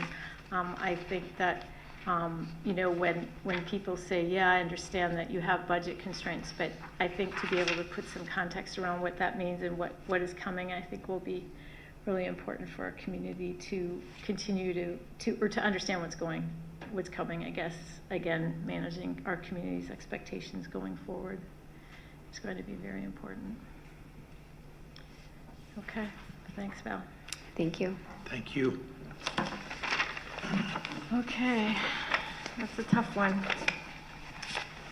So we will move on to the, okay, that concludes items for discussion and reports for this evening. So next we'll move on to items for individual action. The first one there being proposed 2016-17 capital and facilities budget. We had that presented at a previous meeting, so we're looking at approving that budget this evening. So again, as we reviewed that budget last week, and the understanding that this budget, it's important to have approved so that our district staff can move forward on getting the projects as part of that facilities budget moving forward in this critical summertime to do those things. So I would ask if there's, so just to restate the numbers, the capital and facilities budget for the 2016-17 school year include revenues of $2,650,111 and expenditures of $542,450. Is there a motion to approve the proposed 2016 capital and facilities budget with the revenues and expenditures as stated? So moved. Moved by Alan. Is there a second? Second by Rob. Is there any discussion? Okay. Can I just bring one point? Yes. We had talked sorry, the last time about possibly including the quotation on the widening of the middle school driveway and the accompanying sidewalk. We are still waiting for the final quotes to come in today. It's looking just as good as I talked about the last time. However, I just want to give people a heads up that we will bring that to the June 13th board meeting. Okay. And what we will ask you, it's not normal that we ask you to approve a project like that on the same night, but it will be important for you to know that we have gone through the process of getting the best quotations and the bids.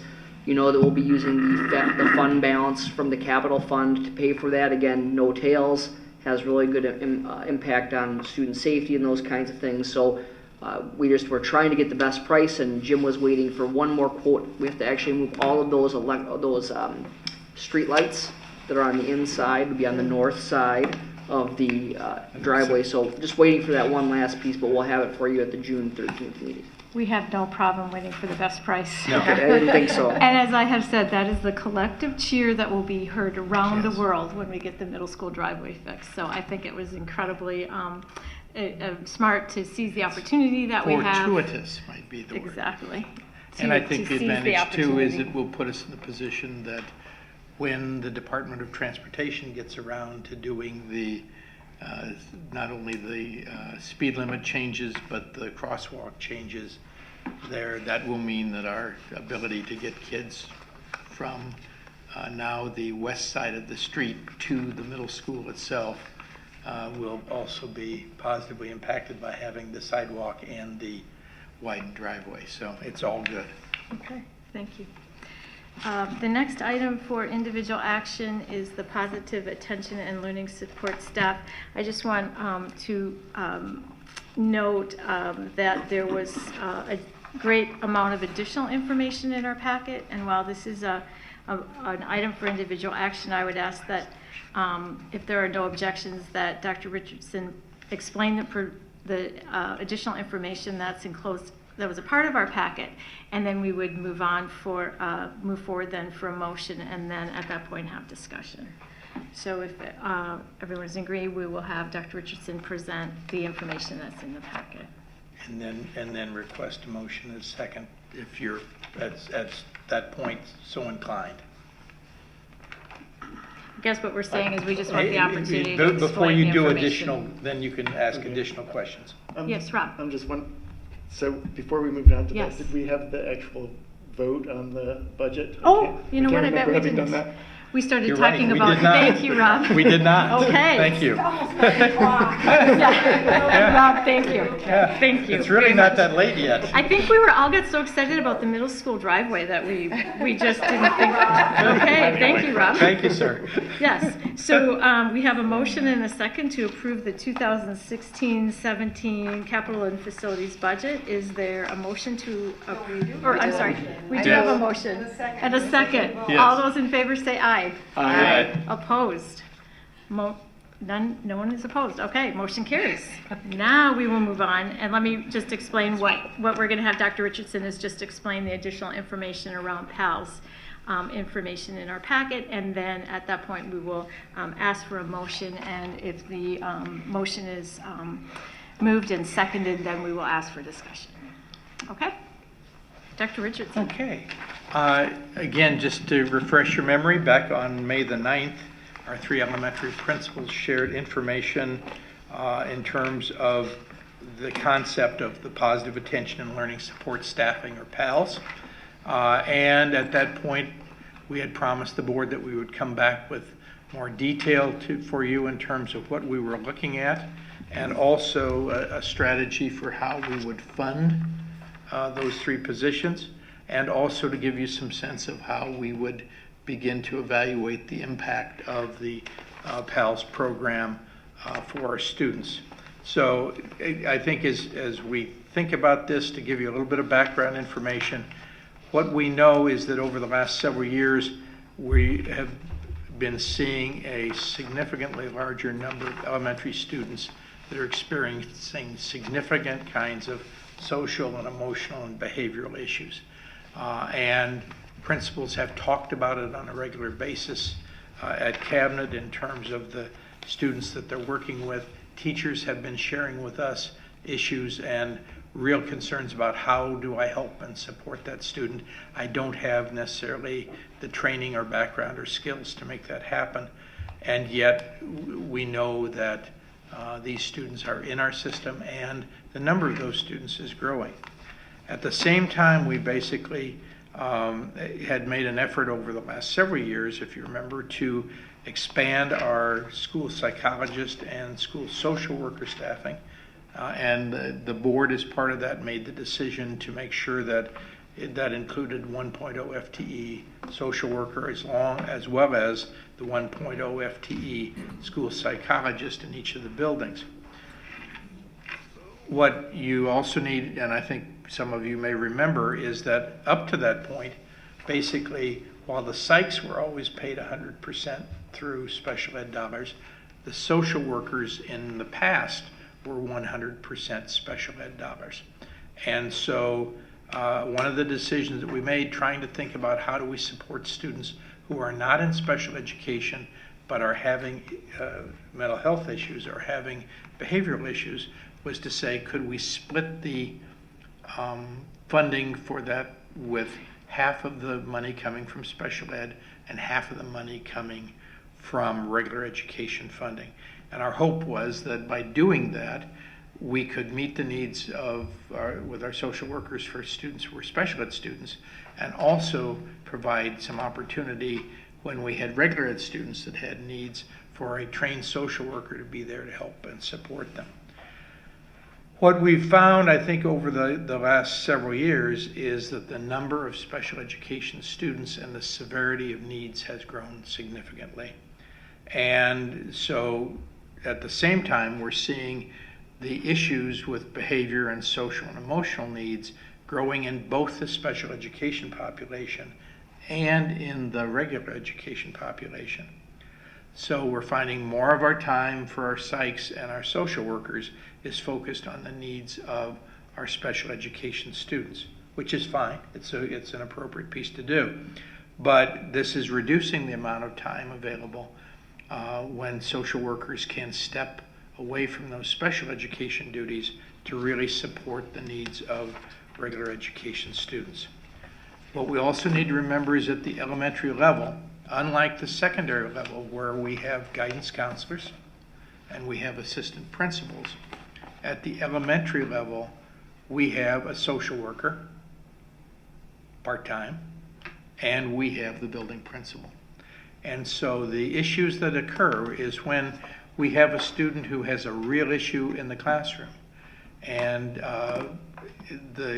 basically we need to get quick and direct support for that student, everything else kind of comes to a halt. The building principal is there, the social worker is there, and oftentimes these aren't 5-minute fixes. Sometimes they were 4-hour fixes or 5-hour fixes or 8-hour fixes.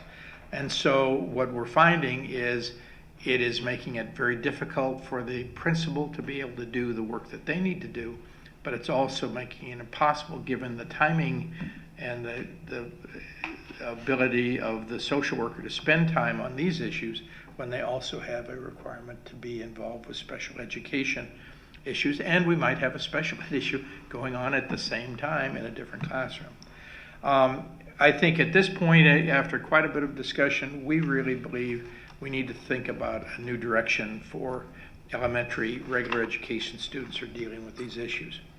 So the proposal we're coming to you with is really to rethink and expand the services and really think about focusing our needs, whether it's special ed or regular ed. Our concept is that we, at this point, need to come back to our original social worker proposal and move our current social workers back to full-time special education, and so that they can support all or as many of the needs as we possibly can with special education services. And again, understanding that in each of our buildings, we have a significant district-level population of students, whether it's a DCD program at Greenville Park, whether it's an LI program or an ASD program at Sibley, or whether it's the EBD programs at Bridgewater. Each of those populations provides very unique and very significant needs that need to be addressed. Our thinking is that by moving our social workers back to kind of their previous position of being full-time funded through special ed, that gives us a better chance of addressing those needs, and then rethinking how we address or support our regular education students that are having either social, emotional, or behavioral issues at school. So at that point, we've brainstormed and came to the concept of what we call PALS staffing, positive attention and learning support staff. And really the purpose of those staff members is really to focus on social, emotional, behavioral needs of our elementary students. They would be supervised directly by the elementary principal, and they would be responsible for academic and behavioral intervention services for our regular education students who are at risk.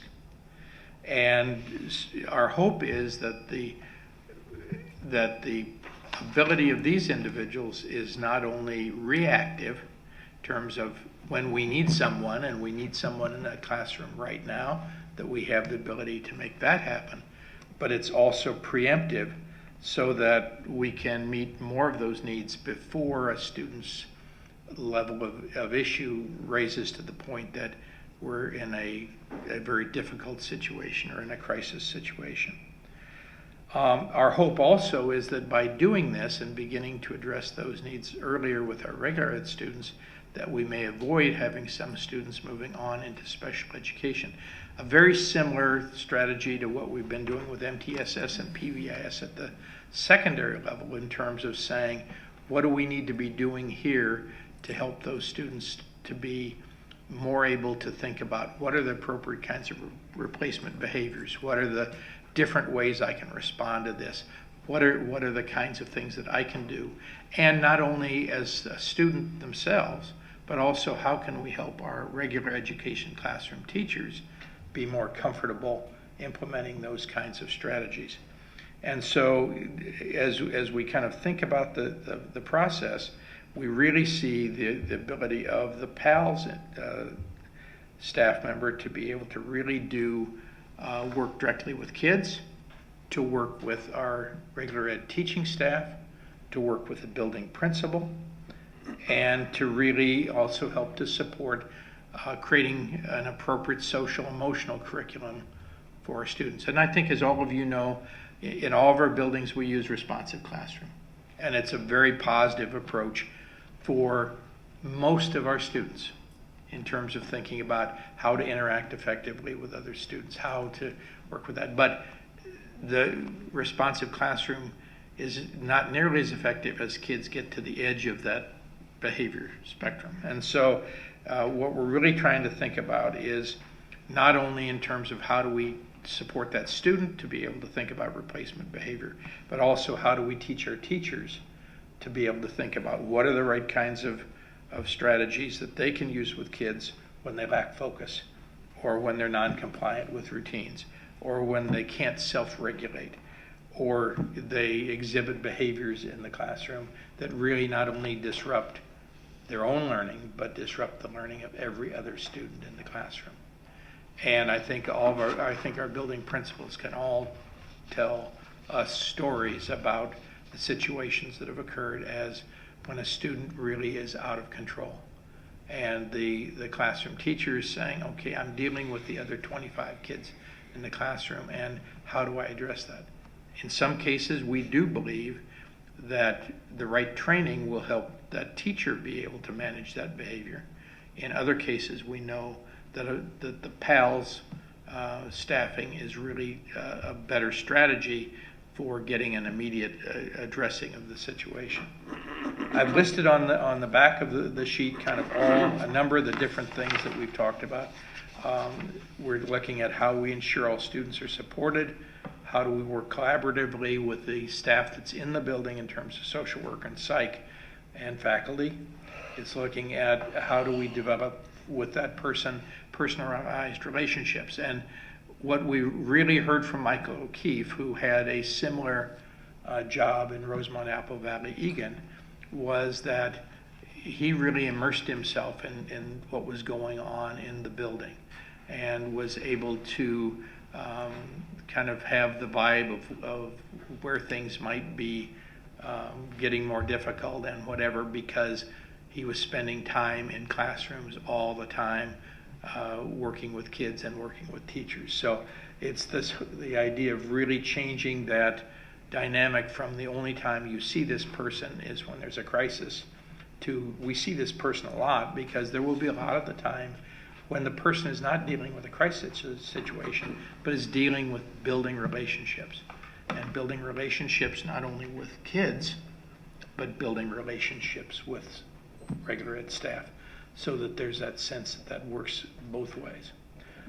We know that this person would be a member of the student support team, that they would act as a coach and trainer in terms of multi-tiered interventions. They would coach and teach folks and teachers about developing, implementing, monitoring the core social emotional curriculum. And they would be ones who would be collecting data. Who are the kids that are being referred? Are we able to address the issues for them?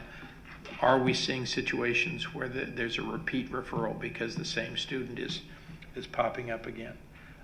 And then really we're looking for the person that's kind of our resident mentor and social emotional curriculum expert and program coordinator.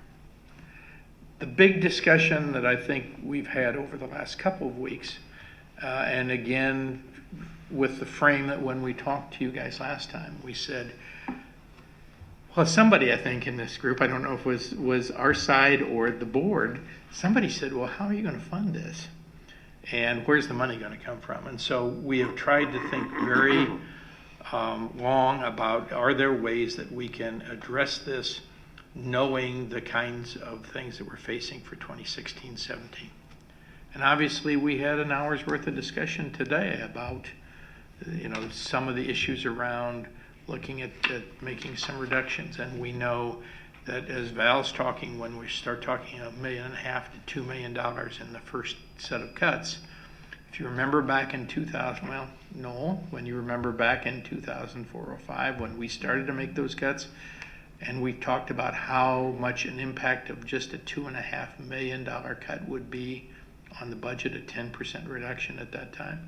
Now, obviously, $2.5 million is not 10% anymore, but it has a huge impact. So we know going into this, we really need to think about how to make that happen. So what we're proposing to you tonight is to think about the potential of hiring 3 FTE staff with 1 staff member assigned to each building. Those individuals could be master teachers. They might be existing social workers. They might be new social workers. We're going to try to look at who are the best people out there to really do those jobs. And I know building principals have some ideas about people that they might like to consider that possibility. What we're looking at in terms of addressing the funding piece is really thinking about several things. The first piece really comes back to Cheryl and special education, because what we really would be asking would be for consideration of moving the full funding of our special education or of our current social workers back to fully funded through special education. So that would be 1.5 FTE that would move out of the general fund and move back to special education funding. Now we know when that happens, about 52% of that 1.5 FTE would be funded by increased funding through the state and through the reimbursement system. It's not 100%, but it is significantly better than no funding at all. But that would actually open up then 1.5 FTE that had previously been funded through the general fund. And so we would look at that as being one way to begin to address that piece. The second piece would be looking at the fact that we have the new long-term deferred maintenance program that is in place. We know that that's moving. And Val, help me, this first year it's about, is it like 500,000? Because it goes to 790 for next year and then to 1,500,000. It's 790 for 16-17, which is right. about 250,000 more than what we have right now. Yeah. So we're at about $500,000. About $500,000. So the idea is that we know there's going to be significant additional dollars coming in. And that basically is money that can be used for a variety of deferred maintenance projects. So what we're suggesting is the consideration that we take a look at the projects that are currently being funded in the operating capital budget. Think about how we can move any of those that are appropriate over into the long-term maintenance budget. And then look at the idea of funding one additional district technology person from the operating capital budget. So again, we would create another 1.0 FTE position that would be no longer funded through the general fund, and those dollars would go back into the general fund. So now we're at 2.5. The third piece is a little more difficult. And this is something that Matt and I have had a lot of discussions about, and I think he felt it was important to put this out on the table for us to look at. But it's also the one that I think people need to think about very carefully. The discussion is really around the idea of whether we end up replacing the Director of Administrative Services position when Matt takes the superintendency on July 1st. By doing that, obviously, we create a significant amount of additional dollars, part of which could be used to help fund the other 0.5 FTE of PALS. It also would need to be used to help fund some increased level of responsibility for some of our other administrative positions, but it would also probably continue to have some additional dollars that would be available that we would suggest be held in reserve to be used. I think this is one that I think we are not coming to you without having done a lot of talking and thinking about this, but we also know this may be an issue for you as board members as you think about that particular piece. But if you'll see at this point, then that's 1.5 through restoration of our school social workers back to special ed, which opens up 1.5 FTE, an additional 1.0 FTE by moving one of our current general fund funded technology people over into the operating capital budget, which is a perfectly appropriate move as long as we're working with someone who really maintains the network system for the district. And then looking at an additional 0.5 FTE to come from a portion of the recaptured dollars that occurs if we do not replace the Director of Administrative Services. So that actually gives you the 3.0 FTE that we're looking at.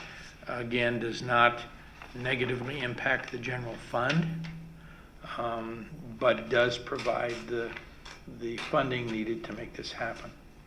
The last piece then we'd like to share is just a little bit about evaluation.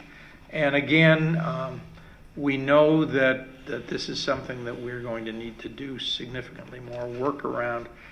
We know that as we've talked to folks like Michael and others who have actually implemented similar models in their districts, their initial commentary to us is you will actually see a spike in terms of the initial referrals, because people who know that there's a person there and that person is out and in the building and working with staff and working with others is very likely to be pulled into situations where students have need. And again, we hope that's going to happen.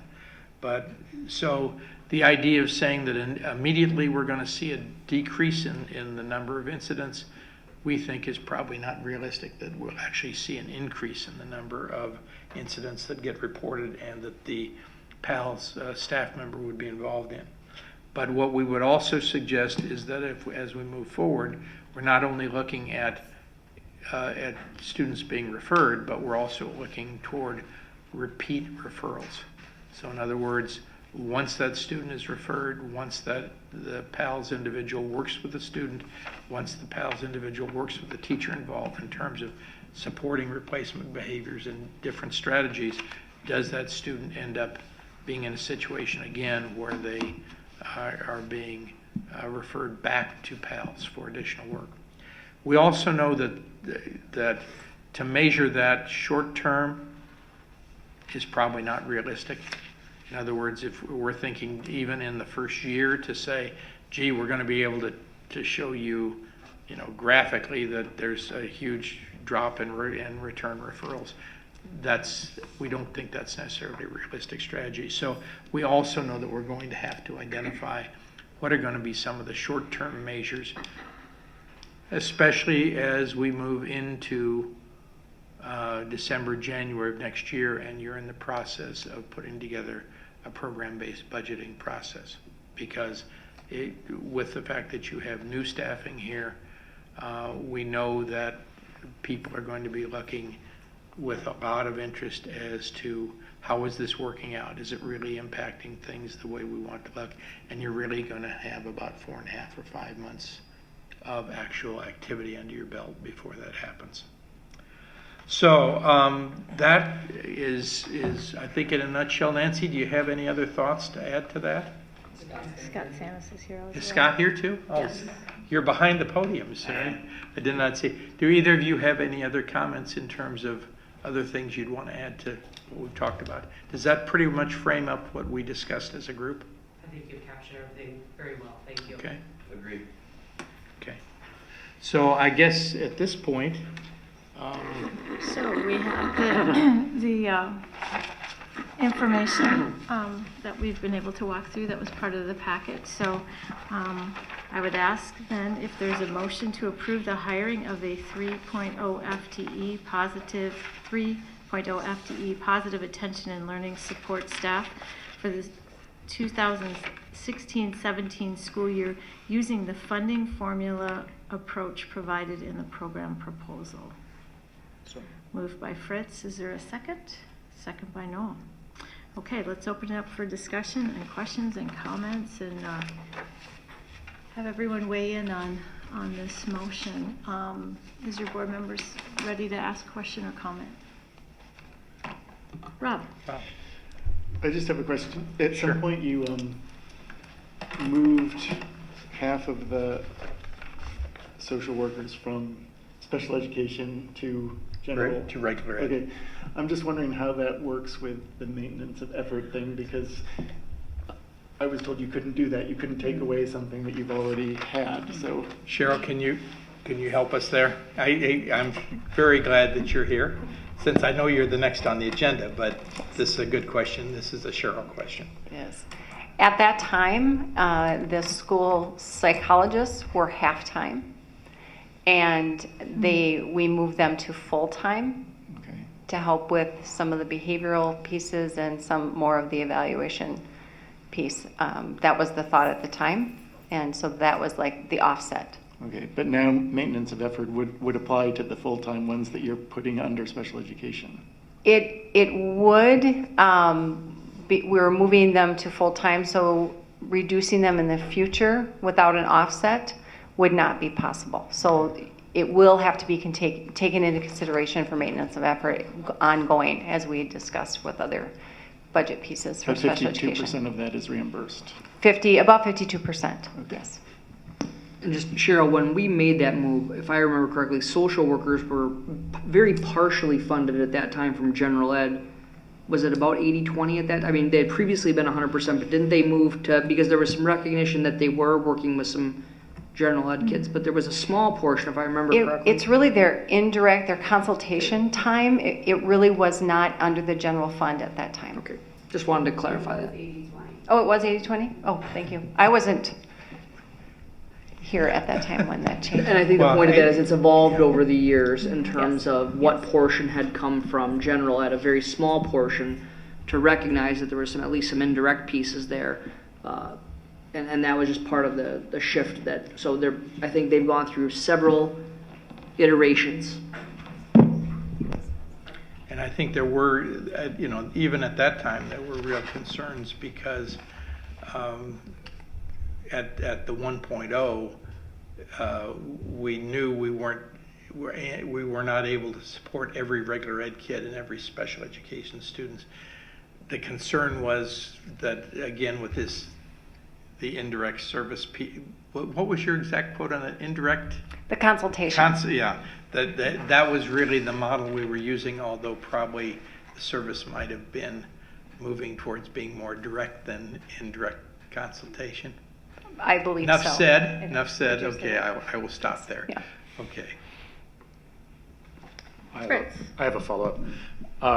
So, and this could be either to you or to the principals. So, was there a period of time when the ostensible 50-50 split was working well, where the social workers really were doing a lot of the Tier 2 behavioral interventions?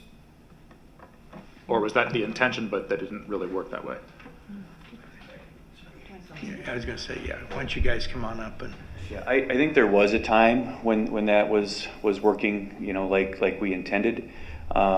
We've increased our numbers in special ed, and with that increase, Noreen Cooney, who's at Sibley, has seen an increased number of students on the special ed side, so less of her attention can be given on the regular ed side. To the tune where where Noreen's essentially has no time to devote to general ed kids now. Or I think she's at 85 to 90% of her time With special ed. With special ed.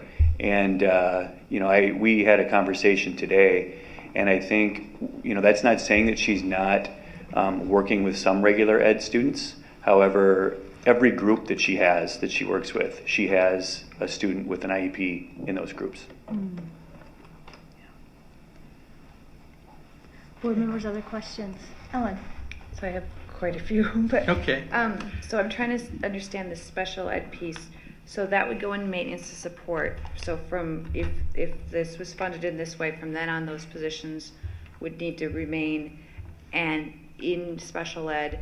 And that would also mean that any general ed students who had been part of this social workers workload could no longer be the case. That would be a decision that it would all, then from then on it would be maintenance to support, and only students that in special ed could be served by those social workers. That is correct. And then I want to help me understand the math on this.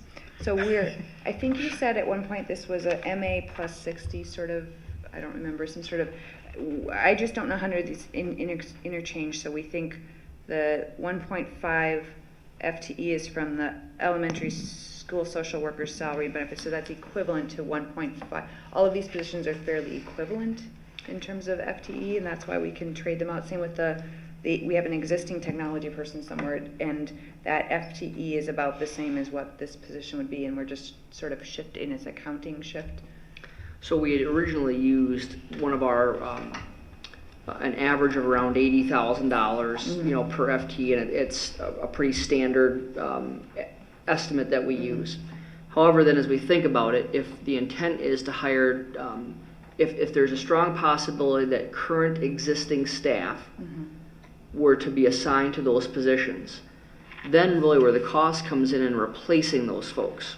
And replacing those folks, typically we would replace them, let's just say it was a classroom teacher or an existing social worker.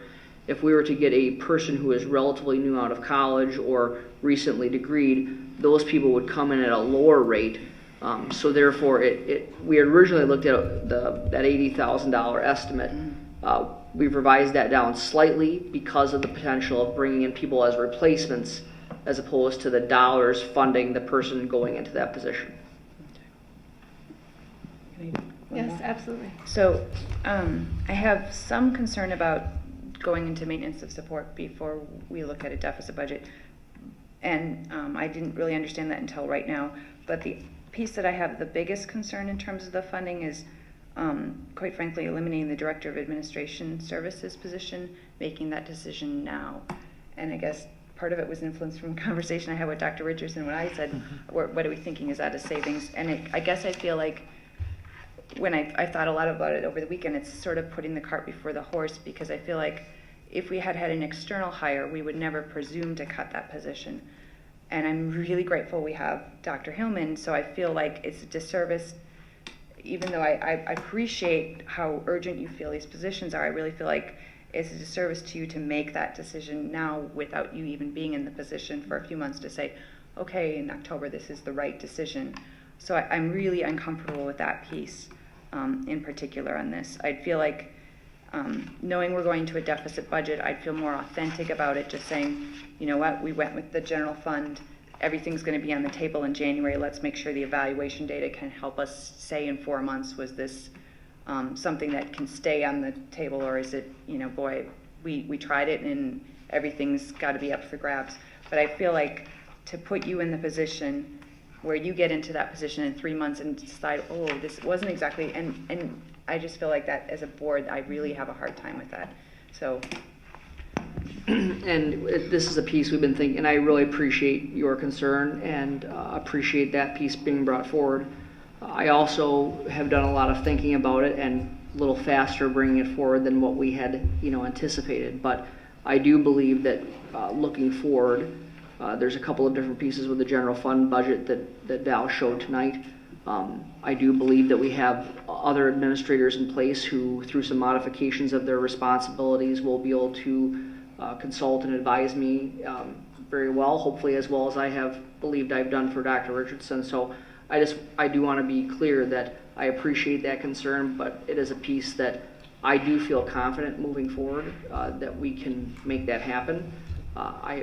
understand it, and if that's something we need to talk about more, but I think it's fair for me to say that this is a piece that, as we look ahead, I think that the savings overall that we're going to have is going to have an opportunity to maintain additional programming that we want to through any kind of budget reduction.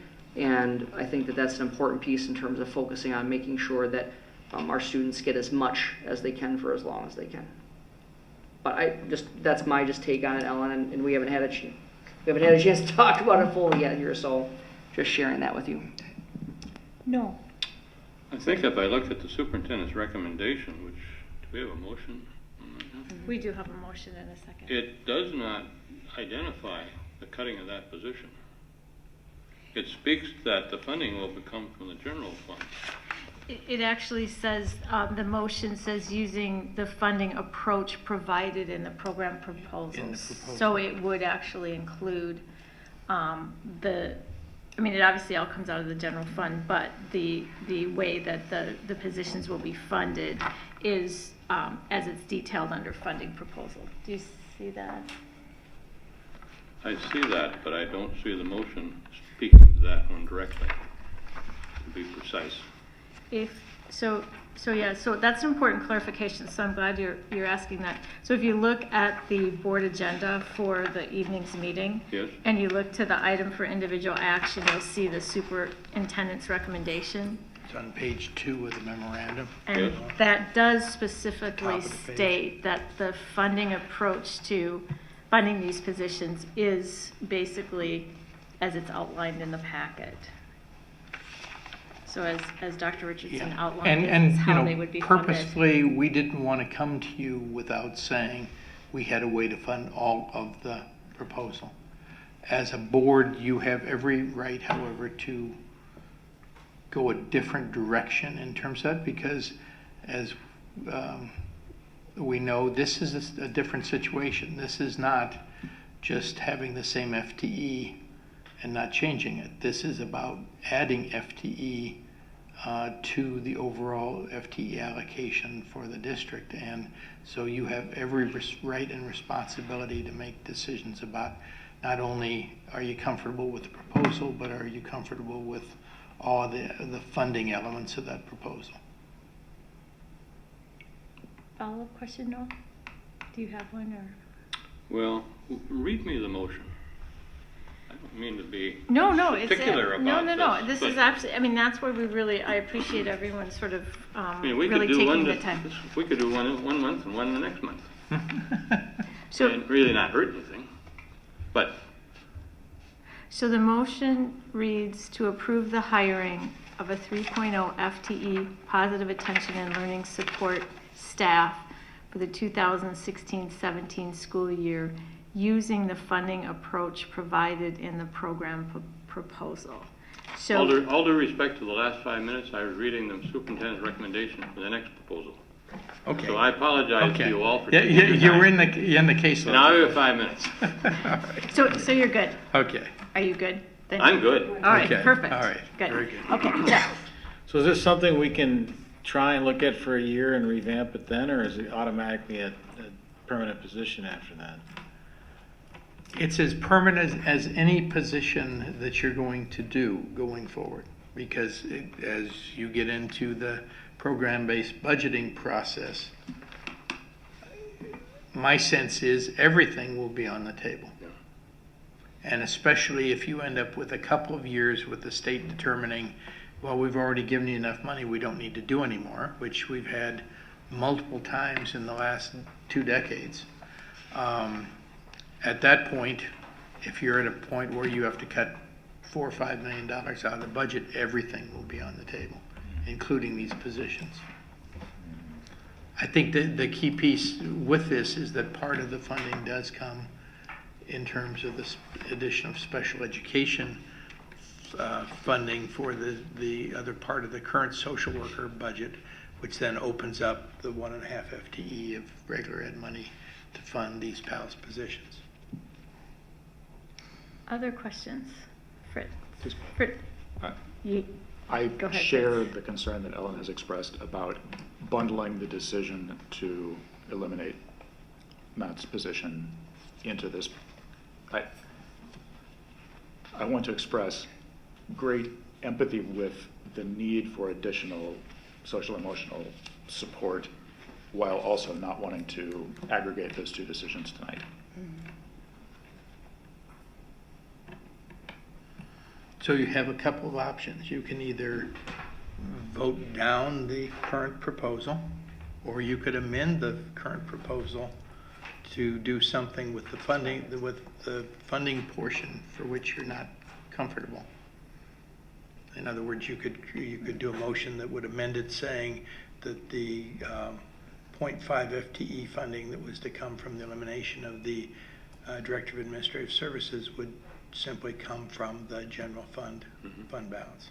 So in other words, we would just dip into the reserve to fund that position. So if we were to, just for clarification, that 0.5, if we were to not fund it out of the elimination of the District Administrative Services position, what would that dollar amount be out of the general fund? I would say about $40,000, $30,000 to $40,000 in that range, depending upon, again, upon who would be hired to backfill. Sure, so just half of the 80,000. Since we're looking at these FTE being about $80,000 a piece, if it's half an FTE, it would be $40,000. Rob, you have a question? Yeah, I'm just interested. The proposal begins with, over the last several years, the number of situations involving elementary students experience significant social and emotional behavioral issues has rapidly increased. And I'm just wondering, and you've talked about we're going to see a lot of students. I'm just wondering if we have any kind of numbers now of what we're talking about in terms of students who are going to be getting this individual attention, because this could be something that, you know, we might have more than we can handle with one FTE. I mean, I'm just thinking about, I hate to be a broken record, but we're talking about a program with 182 students who are not going to get individual attention now. So are we talking about way more than that number of students or fewer than that number? I'm just interested in, you know, how wide this benefit is going to be. Nancy and Scott can, because obviously there's a different flavor there. It's kind of hard to put a number on it because it can vary day by day. You know, on days when it's full moon or the barometer is moving, it's rampant. On other days when things are calm, you could be just working on implementing interventions within I would say maybe 3 or 4 classrooms. It just depends on the day. Today was one of those days where you might have thought it was a full moon. We were all busy. And you're, on those days, you're talking about, it might seem like a small number of students, about 3 students, but those 3 students are preventing many others from learning. So that's why it's really hard to put an exact number on that. Could I just ask a follow-up? Sure, absolutely. Are these students generally, I mean, do they sort of cut across all socioeconomic backgrounds and free and reduced lunch and everything? I mean, so it's not just like one status of kid or, you know, socioeconomic group, it's everybody. No. I think the other piece of this is that, you know, we've seen success in intervening with students. And, you know, at the same time, we don't always need to go that special ed route. You know, Gary Lewis was quick to point out at special ed meetings or assessment determination meetings that if we're labeling a student with an EBD diagnosis, we're labeling them as disabled in the eyes of the state. And this is a situation where it may take, you know, 6 months or 9 months to actually help a student establish boundaries and know where those boundaries are within a school setting, know how to, you know, how they have to behave in a school setting in order to, you know, really have access to their education and for their classmates to have access to their education. I think a person in this PALS position would be a person that could help assure that the student doesn't need that special ed assessment in order to go that special ed route.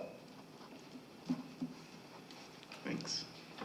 I do have some data from Greenville Park on their Swiss data. They use the Swiss information to gather their referrals. Swiss is not a country, right? No, it's not. Swiss, there are initials there. They are initials.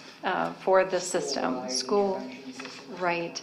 So it tracks all the referrals. And I only have the 2014-15 data, but this data shows that there were 197 behavioral referrals, over 69 students for the year, by 38 different staff members.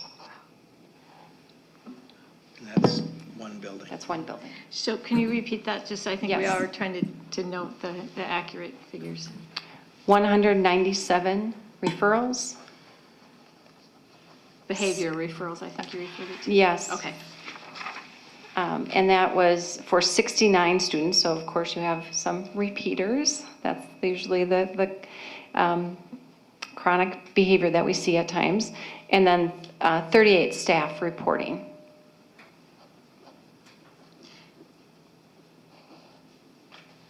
And if you look at their bottom line behaviors, which is a little different, that's there were 380 bottom line behaviors in that same year on 72 students and 46 reported by 46 staff.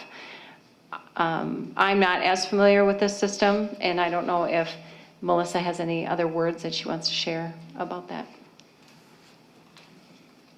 I would just say that when you're talking about those bottom line behaviors, that could be that one incident had several different behaviors that were exhibited. So there could be disrespect as well as, something else that occurred. So.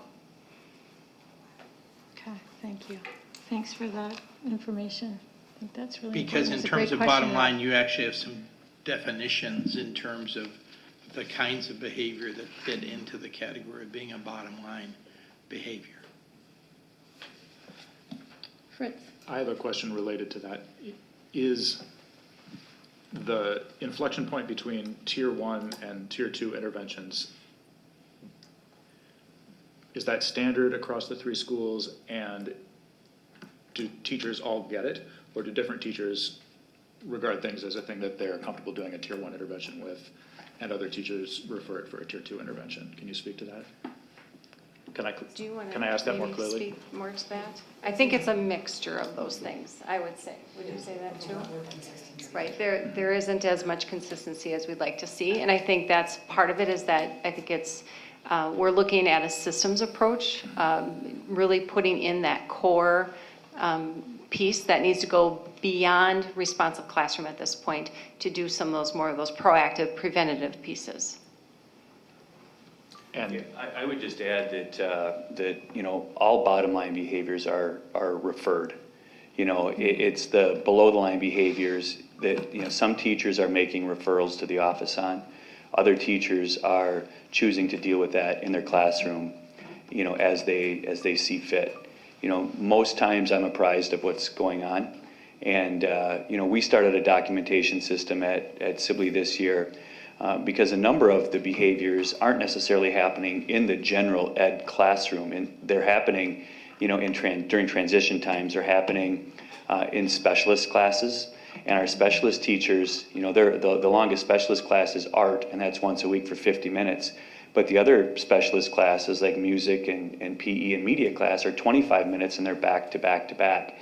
So we created a Google Doc reporting document that our specialist teachers are using. Some of our other staff are using that as well if they see students for speech or EL or other things too. So we have that documentation system that we started this year as we saw the need really kind of ramp up from 2 years ago to last year to this year. And also looking at some of my numbers from Bridgewater, as of May the 4th, we had 154 referrals. And when you look at the grades that they're at, we had 32 at kindergarten, 53 at first grade, 32 at second grade, 19 at third, 12 at fourth, and 6 at fifth. So you can see the earlier you intervene, the more they taper off later on. And granted, some of the kids mature over that time, and they grow out of some of those behaviors, and some of them are seen then again in special education as well. So those are what we have for our numbers. Like I said, as of May the 4th, I don't have the rest of them tabulated here for the rest of the month. I'll just add that trend of referrals by grade level is something we see at Sibley as well. Many more referrals early on, in especially kindergarten the last couple of years. And, we've talked about that at the last meeting with, the cuts in early childhood and whatnot. What kind of impact that's having on our students. Good discussion. Fritz, other questions? Yeah, and to be clear, the severity of the referrals is up. It's not just that kindergarten, there are a bunch of kindergarten teachers who aren't good at responsive classroom and are referring things that don't need referring, right? Correct. Yeah, I think we wouldn't be here if this was simply the fact that we needed to work with our teaching staff to be able to get them to be at a rudimentary level. No, I'm sure, but I didn't know whether there was a fraction of that happening as well. But I think that the key thing, and I guess as experienced principals, experienced director of special education, I think that we are all saying that the number of kids that we're seeing, the severity of the behavior, in many cases the severity of mental illness issues that may be impacting either the child or the family or both, all have ramped up. And that ramp up, I think, was exacerbated by the significant economic downturn in 2008, because at about the same time, the safety net at the county level came unglued. And at the same time, family structures at home were coming unglued because people were losing jobs and losing houses and whatever. And if you think about it, those are kids that are now moving through elementary on to middle school because of the fact that they were in really difficult situations. And unfortunately, we're not seeing new kindergartners coming in having less levels of need. That level of need has ramped up and kind of stayed up.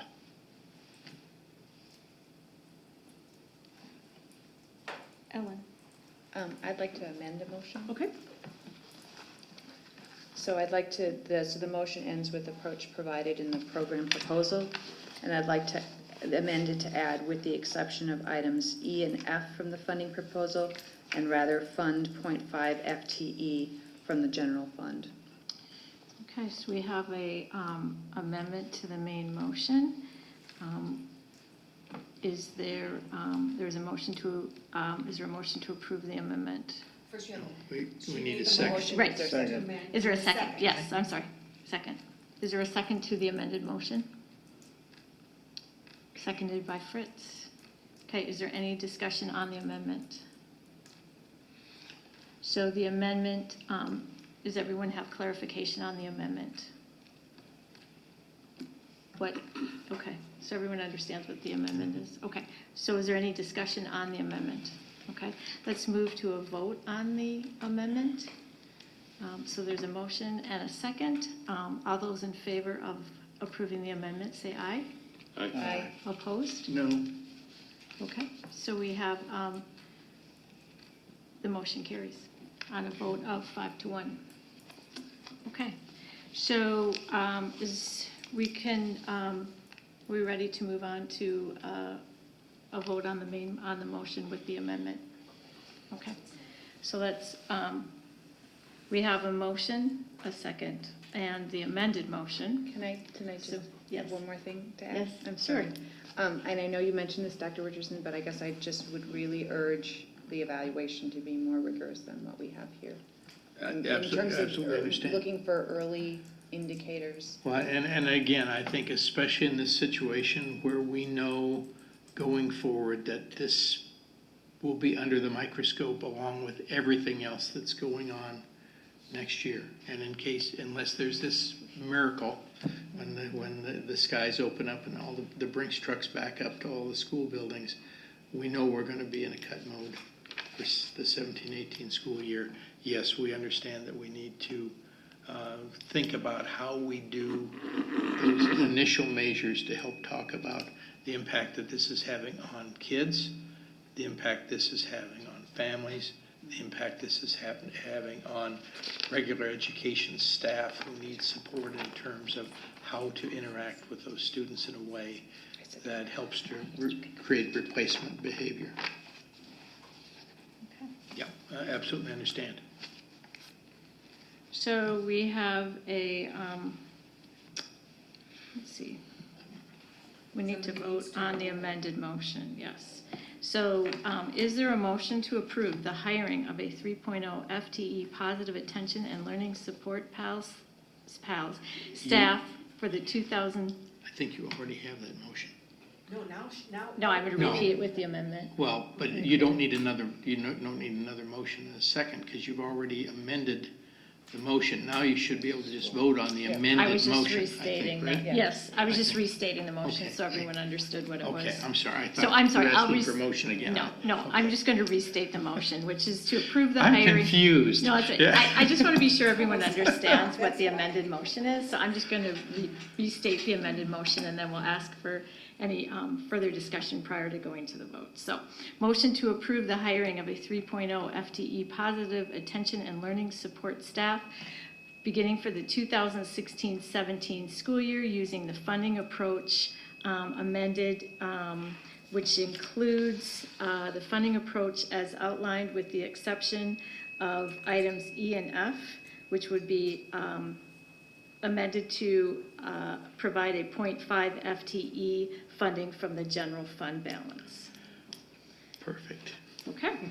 So we have the motion and the second. Is there any discussion prior to the vote? Okay. Rob?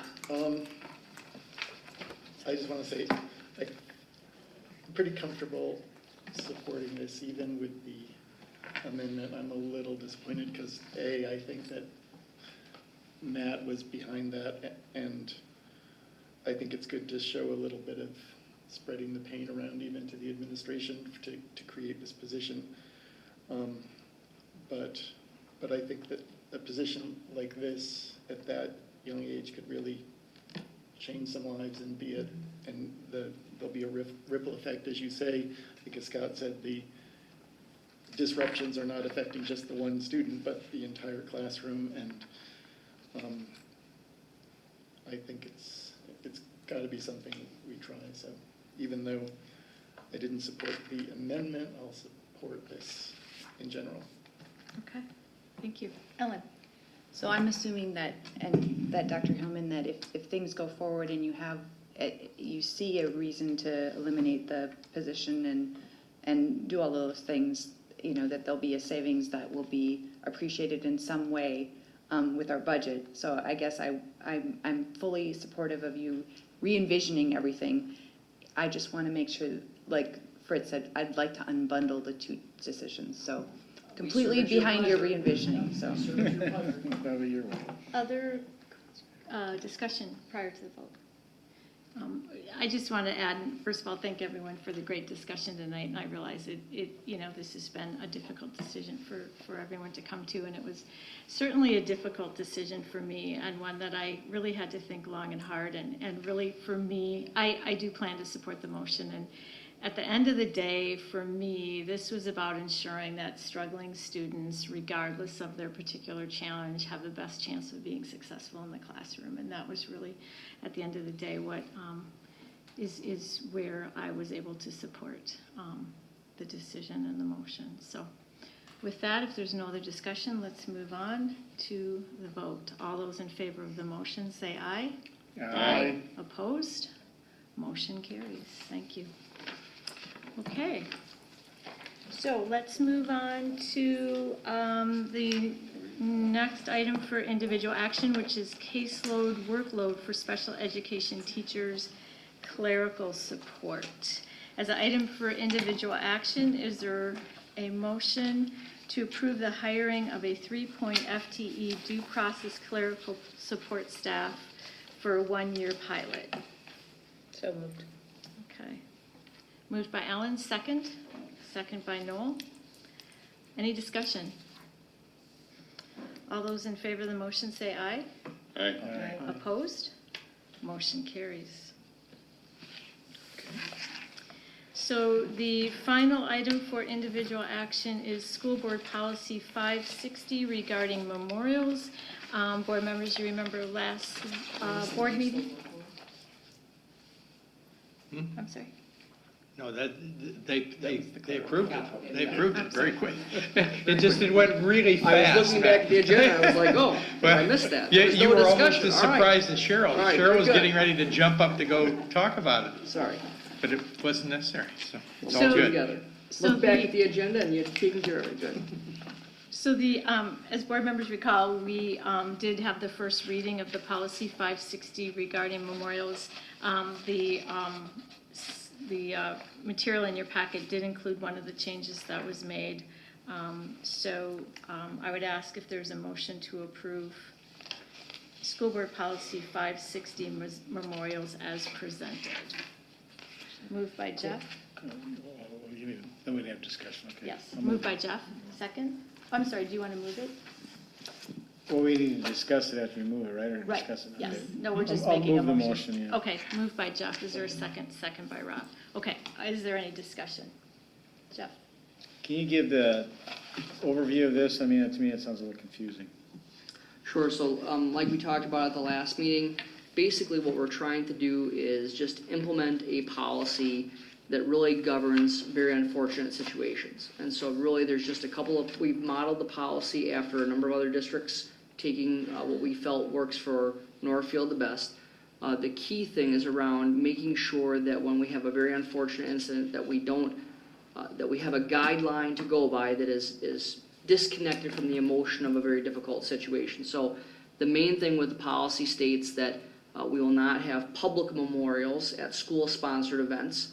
The second piece of it talks about the fact that building principals have the ability to make determinations about what the appropriate response to an unfortunate student situation is during the school day, in terms of just the appropriate academic and during the school day response. And then really, something we normally don't bring along with policy are the procedures, but in this case, we really thought it was important for you to see those. Policy, we ask you to set procedures, and the policy actually directs the administration to create procedures that outline the activities in this unfortunate case. And the big one would be just being very clear about graduation in terms of how graduation would be handled if a student, which we hope doesn't happen, passes away during the senior year. It really provides the steps that the administrators are to take in order to appropriately recognize that loss, while at the same time maintaining that day of joy for other folks. It's intended to be a balanced approach. So the real intent of the policy and the procedures are to make sure that everyone has a clear playbook and a set of steps should an unfortunate incident happen, and we can disconnect what is always a very emotional situation from how our administrators handle it, so it can be handled consistently and something doesn't happen for one student or a couple of students indifferently for another. Does that help? Yeah, that's fine. I mean, we haven't had anything like that to this point. Well, we did have a situation a year ago, if you recall, where we had a senior pass away during the school year. No, I know we had situations, but I'm talking about the policy. No, we've not had a policy on this. It's a new policy. This is a new policy. So conceptually, it was the idea of trying to say, let's think about this at a time when there's not a situation that's occurring, or when people are reaching out saying, well, I don't know what's the appropriate way to respond to this, that instead to have that done now at a time when that isn't an issue, then assures that when we deal with that issue, which we're likely to at some point in history have to do again, we're able to share with the family and share with students, this is what our policy and procedures tell us we should do, and this is the same way we will handle any situation like this going forward. So yeah, it's all about doing that when you're not in the middle of a situation or a really difficult event. Other questions or comments? Rob? Yeah, it's a sensitive topic. I'm just wondering, for example, you walk out of this media center and you look into that courtyard, there's a memorial plaque to a teacher who passed away. And at the beginning of this meeting, we had a remembrance of someone who passed away. So I'm wondering if all of those things are now covered by this policy. Because at a school board meeting, I mean, I think it is appropriate to recognize the life service of someone. Sure. But it seems to fall under this policy as a school-sponsored activity. And it's a memorial activity. Good point. That is true. And although in the 500 series, that would mean it would be a student policy. The policy was envisioned for handling the unfortunate Handling case of student situations with deaths. students. But you're right, Rob, the way it's written, you could reflect on, is this just for students or is it for everyone? Because really typically a policy, if we had something like this for staff, would have been in the 400 series policies. So these, typically, anything that's in a 500 series is really a student policy.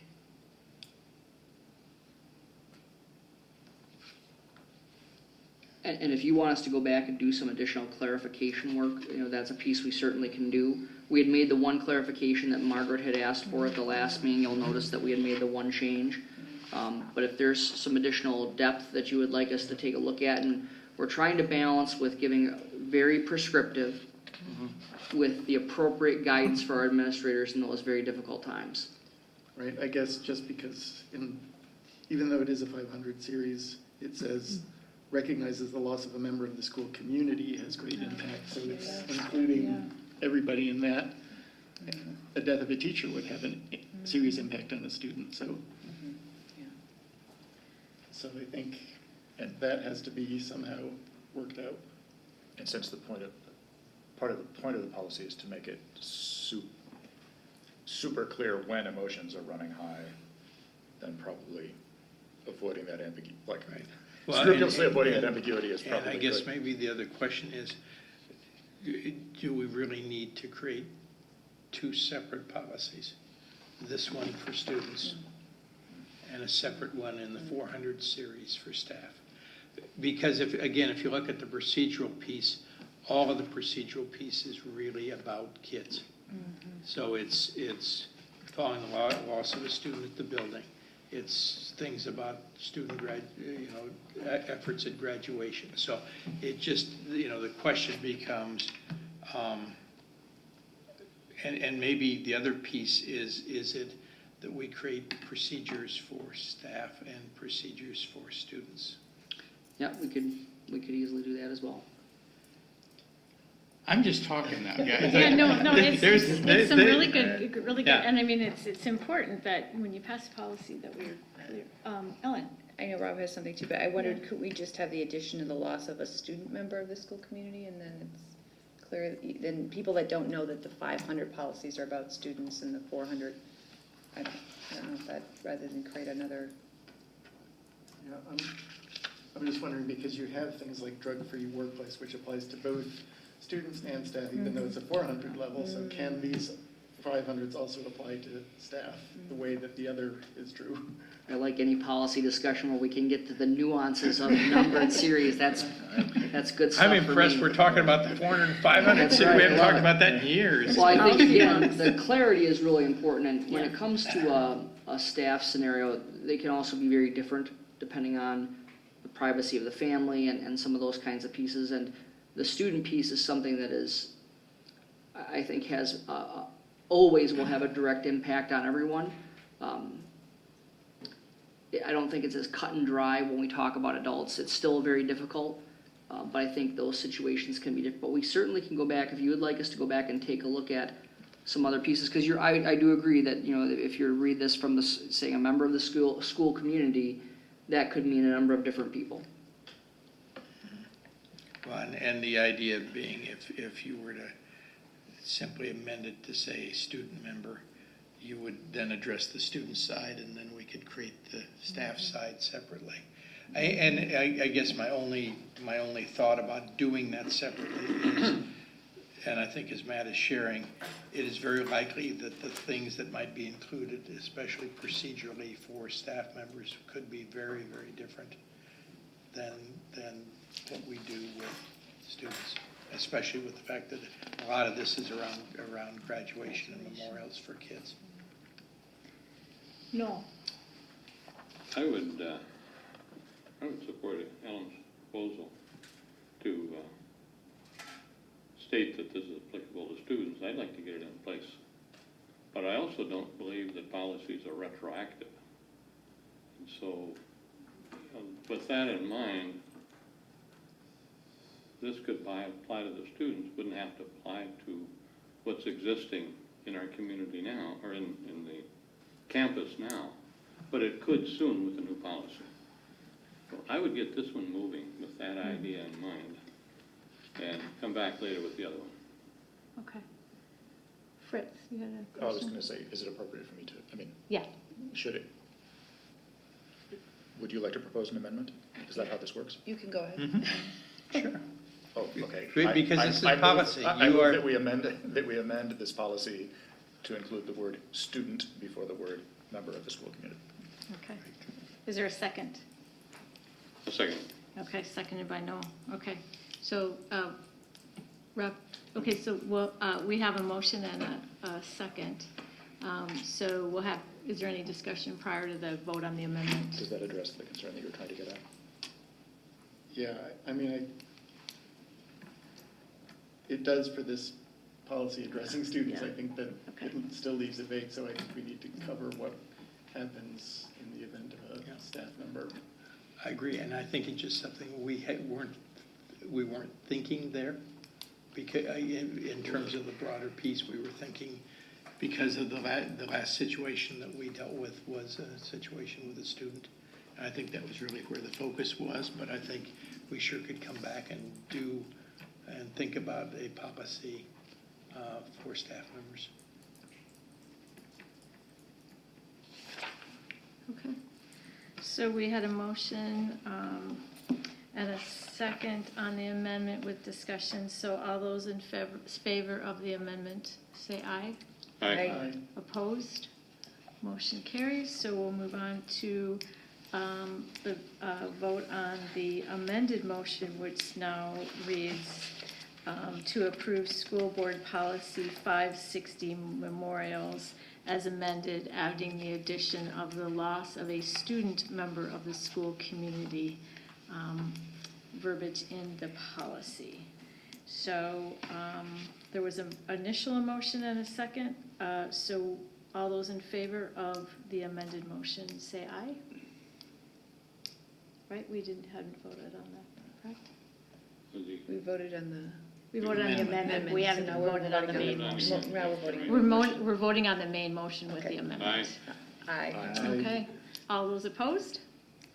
Motion carries. Amended motion carries. Robert is getting a workout. Yes, he is. We had to go way beyond Yikes. Bob here. Yes, okay, so that takes us out of completes items for individual action for the evening. We're now able to move on to approval of the consent grouping. As a reminder, there were a number of personnel items in the table file to be added to the consent grouping. Is there anything anyone would like to pull from the consent grouping? No? Okay. Is there a motion to approve the consent grouping? I'll move it. Moved by Noel, second by Ellen. All those in favor of approving the consent grouping, say aye. Aye. Opposed? Motion carries. Items for individual action. Yeah, items for information, I'm sorry. Do we have Okay. to vote to extend the meeting? Yes. We actually, because it is 10 PM, is there a motion to extend the meeting beyond 10 PM? Moved by Rob. Is there a second to extend the meeting beyond 10 PM? Seconded by Alan. All those in favor of extending the school board meeting beyond 10 PM, say aye. Aye. Opposed? Motion carries. Okay, so let's go to items for information. As the first item for information is new superintendent evaluation process. So I just wanted to talk to board members about that. As part of the superintendent search process, as board members, as well as Dr. Hillman, have expressed interest in initiating the development of a new superintendent evaluation.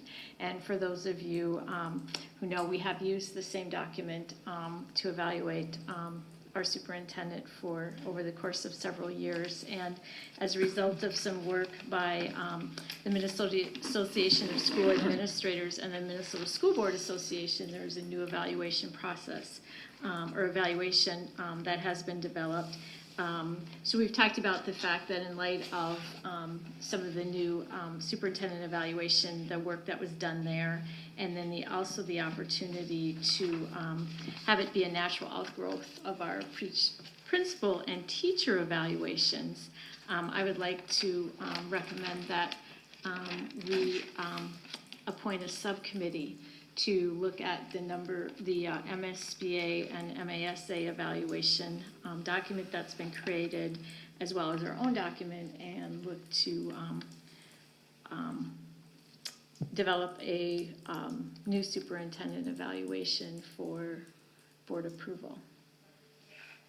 So what I'm asking then is if there are members of the board who are interested in serving on the subcommittee, if you could let me know, then I would appoint the subcommittee to begin working on that process. Will you bring milk and cookies? Sure. So is there any questions about that? I think it's... You need to know that up front, don't you? Before you volunteer. So if there's any questions, either now or after this evening regarding the role the subcommittee would play in developing the new superintendent evaluation process, let me know. Otherwise, let me know if you are interested in that position and serving in that way. Okay, thank you. As part of information in the board packet, we were given schedule for school board meetings for the 2016-17 school year, or year. So that was part of your packet. Also, items for information, just as a reminder again, upcoming, in fact, a week from tomorrow, we'll be officially celebrating Dr. Richardson's retirement, beginning on Tuesday, May 31st from 5 to 8 p.m. at the Carlton White Center, program at 6 p.m. And then the next day for school district staff, school district and community obviously invited to Tuesday, May 31st event, but then school district staff alone having the opportunity to celebrate your retirement as a staff community on Wednesday, June 1st, 3:30 to 5 p.m. program at 4 p.m. in the Northfield High School upper cafeteria. Reminder of graduations, Thursday, June 2nd at 7 p.m. will be the AOC graduation, and that will be held this year in the Northfield High School auditorium. And then the Northfield High School graduation, Sunday, June 5th, 2 p.m., hopefully in Memorial Field, if weather cooperates. Again, Lori Christofferson would like board members to meet in the high school office at 1:30 p.m. Fourth item for information, Dundas Dome. Dr. Hillman. I'll be very brief. I just want to Sure. bring this to your attention so that if you hear about it elsewhere, you've heard it here first. So, as some of you may know from an article in the paper, there are a couple of local individuals who they're preparing to open an enclosed seasonal athletic facility is what we're calling it in Dundas. It's been dubbed the Dundas Dome. And basically really what it is that seasonal piece, it's going to be an inflated bubble over a turf field, and it'll be open approximately from November 1st to April 30th of each year. There's some statute that governs the number of days that bubble can be up. It's scheduled to go out just off of Cannon Road in Dundas, kind of back behind that Maurice's location. And Tom Groutman and I have had a couple of conversations with these folks specifically around looking at what the possibilities could be for our spring sports teams to use something like that in the early portions of their season. Again, early discussions about it, still putting some pieces together. If we were to move forward, it is a piece where we could lease that facility for a portion of time in a similar way that we do the ice arena and or the gymnastics club. So I don't have additional details for you yet. They'll be coming in June and July, but it's just a piece that I wanted you to be aware of, that we are having some discussions as we think it could assist us, especially with some of those early spring kinds of scenario. We've had a pretty decent run the last couple of weeks, but in March, some years, it doesn't stop snowing till the end. So just wanted to bring you up to date on that. Okay, good. So with that, future meetings, Monday, June 13th, and then not again until Monday, June 11th, 7 p.m., July 11th, sorry, 7 p.m. in the High School Media Center. So, thank everyone for great discussion tonight and for hanging in for what has proven to be another very long meeting. So, with that, I ask for a motion that we adjourn. I'd move it. Moved by Noel. Second by Jeff. All those in favor of adjourning, say aye. Aye. Opposed? Motion carries. We are adjourned. I should